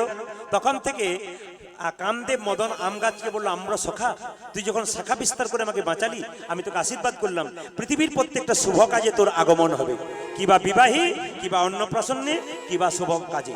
মায়েরা, আপনার পেঁয়াজ রসুন খান না কেন? পেঁয়াজ রসুন খান না কেন? অনেকগুলো তত্ত্ব আছে, একটা বলে যায়। পুরাণ কি বলছে? বলছে পেঁয়াজ রসুন কেন খান না মায়েরা? রাহু নামে একটা ওষুধ ছিল, সেই ওষুধটা কি করেছিল? দেখুন, ভগবান যখন অমৃত এনে দেবতাদের দিচ্ছিল, রাহু নামক ওষুধটা দেবতার বেশ ধারণ করে মাঝখানে দাঁড়িয়েছিল। ভগবানকে চন্দ্রদেব বলল, সূর্যদেব বলল, প্রভু তুমি চিনতে পারোনি, রাহু এসেছে। কেন? দেবতার বেশ ধারণ করে অমৃত পেতে। ও যদি অমৃত পেয়ে যায় না অসুর, তারা আমাদের শাস্তি দেবে, ওর ব্যবস্থা করো। ভগবান তখন কি করলেন? সুদর্শন চক্র দিয়ে রাহু নামক অসুরের মস্তকটা ছেদন করলেন। আর রাহুর যখন মাথাটা কেটে গেল, যে রক্তটা নিচে পড়লো, তার থেকে পেঁয়াজ গাছ আর রসুন গাছের তৈরি হলো। এবার দেখুন, আপনারা কাল থেকে যারা পেঁয়াজ রসুন খাবেন, তারা কি খাবেন? অসুরের রক্ত খাবেন না ভাসুরের রক্ত? কোনটা বললাম? অসুরের রক্ত খাবেন। আপনারা অসুরের রক্ত খাবেন। ওই জন্য পেঁয়াজ রসুন যে খায়, অনেকে মনে হয় যে তুমি আজকে বললে কালকে বাড়িতে গিয়ে দেখবে কি হয়। না না, তা করবেন না। আপনারা নিরামিষ খাবেন, আপনাদের লাভ আছে। নিরামিষ খেলে কি হয়? যারা নিরামিষ খায় তারা কেমন? আসতে যারা নিরামিষ খায় তারা কেমন? যারা নিরামিষ খায় তারা বট গাছের মতো, ধীরে ধীরে বাড়ে, বহুদিন পরে মরে। আর যারা আমিষ খায় তারা কেমন? আমার দিকে তাকাবেন। যারা আমিষ খায় তারা কেমন? কলা গাছের মতো, হুর হুর করে বাড়ে আর বেটা হুর হুর করে পড়ে। যে যত ভোগী সে তত রোগী, আর যে যত ত্যাগী সে তত নিরোগী। যে যত ত্যাগ করতে পারবে, অমাবস্যা পূর্ণিমা করতে পারবে, একাদশী করতে পারবে, উপবাস করতে পারবে, তার শরীরকে রেস্ট দিতে পারবে, সে ত্যাগী হতে পারবে, তার নিরোগ শরীর হবে। আর যে যত ভোগী হবে, দেখবেন যারা বৈষ্ণব হয়, সাধু হয়, তারা দেখবেন ডাক্তারের খাতায় নাম লেখায় না কেন বলুন তো? তাদের শরীর নিরোগ থাকে। ওই জন্য আপনাদেরকে নিবেদন রইল, আমি চেন্নাই অ্যাপেলো ঘুরে এসেছিলাম চিকিৎসার জন্য। তো ওখানকার ডাক্তারবাবুরা বলেছিলেন, যে যত নিরামিষ খেতে পারবে সে তত সুস্থ শরীরে বহুদিন বাঁচতে পারবে। এ কথা আমরা কানে শুনি কিন্তু বিশ্বাস করি না। জীবের বেলাতে কাছে পেলে আমরা কিন্তু নিতাই গৌর হরিবল করে দিই। ওই জন্য দেখবেন অনেকে সকালবেলায় কি করে, খুব দেখবেন দৌড়ায় না, কি করছেন দাদা? আর বলবেন না, মর্নিং ওয়াক করছি। আরে বাবা, সকালবেলায় হরে কৃষ্ণ করে লাফিয়ে লাফিয়ে একবার কৃষ্ণ নাম করুন, দেখুন আপনার মর্নিং ওয়াক করার দরকার নাই। শরীর ফিট থাকবে, মন ফিট থাকবে, আপনার গোবিন্দ ভজনে পথটা পরিষ্কার হবে। এই দিকে তাকান। অনেককে বলা হয়, দাদা কীর্তন শুনতে যাবেন না, আর বলবেন না আমার হাই প্রেসার। অনেকে বলবেন, দাদা কীর্তন শুনতে যাবেন না, আর বলবেন না 525 সুগার, আমি বসতেই পারি না। যদি কারো এখানে সুগার আছে, একটা ব্যায়াম শিখিয়ে দেবো, তাহলে আপনাদের সুগার হবে না। শেখাবো না, বাদ দিয়ে দেবো, একটু শিখিয়ে দিই। তত্ত্বের ব্যায়াম। এইদিকে তাকান। সুগার যাদের আছে, এই ব্যায়ামটা করতে পারলে তাদের আর সুগার জীবনে হবে না। আমার দিকে তাকান, ব্যায়ামটা করে নেবেন, 2 বার ব্যায়াম। এই ব্যায়ামটা তত্ত্ব আছে, যাদের সুগার আছে তারা করবেন, যাদের নাই তারাও করবেন, তাদের অভ্যাসটা ভালো হবে। প্রথম ব্যায়ামটা কি? আমার দিকে তাকান, একবার করে দেখান। আপনারা সবাই করে দেখান। যাক, খুশি হলাম। দাদারা মনে মনে ভাবছে যে করেছে সেই ফেরে পড়েছে। না না, করুন, দেখুন মজা আছে। প্রথম ব্যায়াম কি? দ্বিতীয় ব্যায়াম কি? অনেকে চেষ্টা করে দেখেও নিল। প্রথম ব্যায়ামটা মানে কি? বলে শ্বশুর মশাই 525 সুগার, বৌমা বলছে বাবা 4 পিস রসগোল্লা দি, ব্যায়াম শুরু করে দেবেন। বাবা চিনি মাখানো চা দিই, বাবা রুটি দিই। এই যদি ব্যায়াম আপনারা করতে পারেন তবে আপনাদের কাজ আছে। ছোট্ট রঘুনন্দন যখন জন্ম নিল, আস্তে আস্তে বড় হলো, তিনি কি গাইলেন, কি গাইছে দেখুন, কৃষ্ণ কেশব। সবাই প্রেম সে জোরে বলো, রাধা রানী কি, শ্যাম সুন্দর কি, মদন মোহন কি, হরিবাসর কি। ছোট্ট রঘুনন্দন আস্তে আস্তে বড় হয়ে গেল বাবা। একদিন তার বাবা চিকিৎসা করতে গেল পাশের গ্রামে, আর রঘুনন্দন গোপীনাথকে নাড়ু খাওয়াবে। সবাই মিলে মাথায় কাপড় দিয়ে বসুন, রঘুনন্দনকে নাড়ু খাওয়ানো হবে প্রেম সিং। যে যেখানে বসে আছেন প্রেম সে একবারে, যে যেখানে একটু বসে ভগবানের নাড়ু প্রসাদ হচ্ছে, একটু বসে প্রসাদের সময় বসতে হয়, একটু বসে প্রেম সিং। এখন কেউ পয়সা দেবেন না, কীর্তনের শেষে আমি দাঁড়াবো, আপনারা দেবেন। একবার মাথায় কাপড় নিয়ে বসুন, ভক্তি ভরে বসুন। দাদা ভাইরা যারা রুমাল বা তোয়ালে এনেছেন বা মাপটার এনেছেন, তারা মাথায় একটু নিয়ে নিই সময়টাতে, খুব দামি সময়টা। সবাই ভক্তি ভরে করা জোরে বসুন, ভক্তি ভরে করা জোরে বসুন সবাই মিলে, যে যেখানে আছেন প্রেম সে। রঘুনন্দন কি করলো, প্রেম সে গাইছে। কি গাইছে, ও গো গোপীনাথ ঘনশ্যাম। তার বাবা যখন চিকিৎসা করতে গেছে তখন বলে গেছে, ওরে রঘু, ইকো হয়ে যাচ্ছে আমার কথাগুলো, মাইকে সুখ এবছর পেলাম না, বহুত কষ্ট হলো। এইদিকে তাকান, রঘুনন্দনকে বলে গেল, রঘু তুই প্রসাদ খাওয়াবি ভগবানকে। ভক্ত প্রহ্লাদ হাতে খেয়েছে, ধ্রুবের হাতে খেয়েছে, তোর হাতে খাবি। ছোট্ট ছেলের বিশ্বাস হয়ে গেছে বাবা। বাচ্চা ছেলের মন কচি বাঁশের মতো, যেদিকে বাঁকাবেন সেদিকে বাঁকবে, বাঁশ মোটা হয়ে গেলে আর বাঁকবে না। চাণক্যদেব বলেছেন, বাচ্চাদের 5 বছর পর্যন্ত কোনো দোষ ধরবে না, খেলবে পড়বে ভাঙবে, তারপর কি করবে, 5 থেকে 15 পর্যন্ত ছেলে মেয়েকে শাসনের চোখে রাখবে। যখনই ছেলে মেয়ের বয়স 16 পেরিয়ে যাবে, তখন বন্ধুর মতো ব্যবহার করবে, নইলে ছেলে মেয়ে বিগড়ে যাবে। ওই জন্য মাথায় রাখবেন মায়েরা, বাচ্চা ছেলেকে যেমন ভাবে গড়বেন সেরকমই গড়বে। কিন্তু রঘুনন্দনকে বলেছে, বাবা তুই গোপীনাথের পুজোটা কর। রঘু বলেছে, বাবা আমি তো মন্ত্র জানি না। বাবা বলো, মন্ত্রে? আরে মন্ত্র, মন্ত্র শুদ্ধ মন যদি থাকে, মন্ত্রের কোনো দরকার হয় না। দেবতাকে পুজো করবার সময় মন্ত্রের দরকার হয়, ভগবানকে পুজো করবার সময় কোনো মন্ত্রের দরকার হয় না। যেই না ছোট্ট সেটা মায়ের কাছে কি বলো, মা আমাকে কিছু নাড়ুদা আজকে পুজো করবো। মা বলছে, তুই পুজো করবি, তোর বাবা করে, তুই কি করে করবি, তুই তো মন্ত্র জানিস না। বলছে, বাবা আমি মন্ত্র জানি না। বাবা বলেছে, মন্ত্রের দরকার নেই, শুদ্ধ মন হলেই ভগবানকে পাওয়া যায়। ছোট্ট রঘুনন্দন, এদিকে ছোট্ট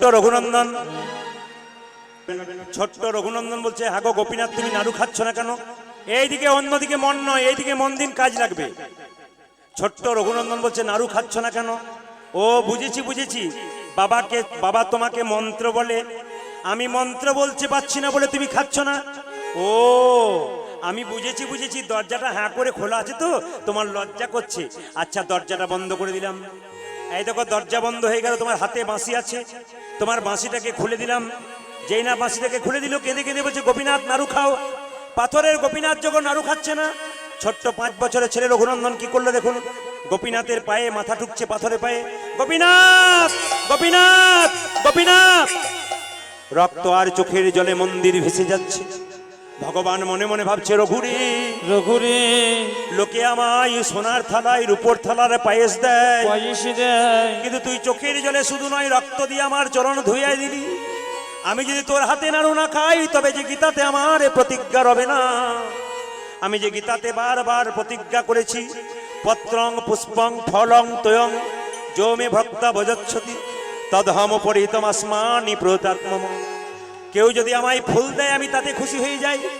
ফুল না পেয়ে কেউ যদি পাতা দেয়, আমি তাতে খুশি হয়ে যাই। পাতা না পেয়ে কেউ যদি জল দেয়, আমি তাতে খুশি হয়ে যাই। তুই আমাকে চোখের জল দিয়ে চরণ সেবা করলি, মাথার রক্ত দিয়ে আমার চরণ ধুয়ে দিলি। আমি যে তোর হাতে একটা নাড়ু না খাই, তবে আমার যে গীতাতে প্রতিজ্ঞা রবে না। পেছন থেকে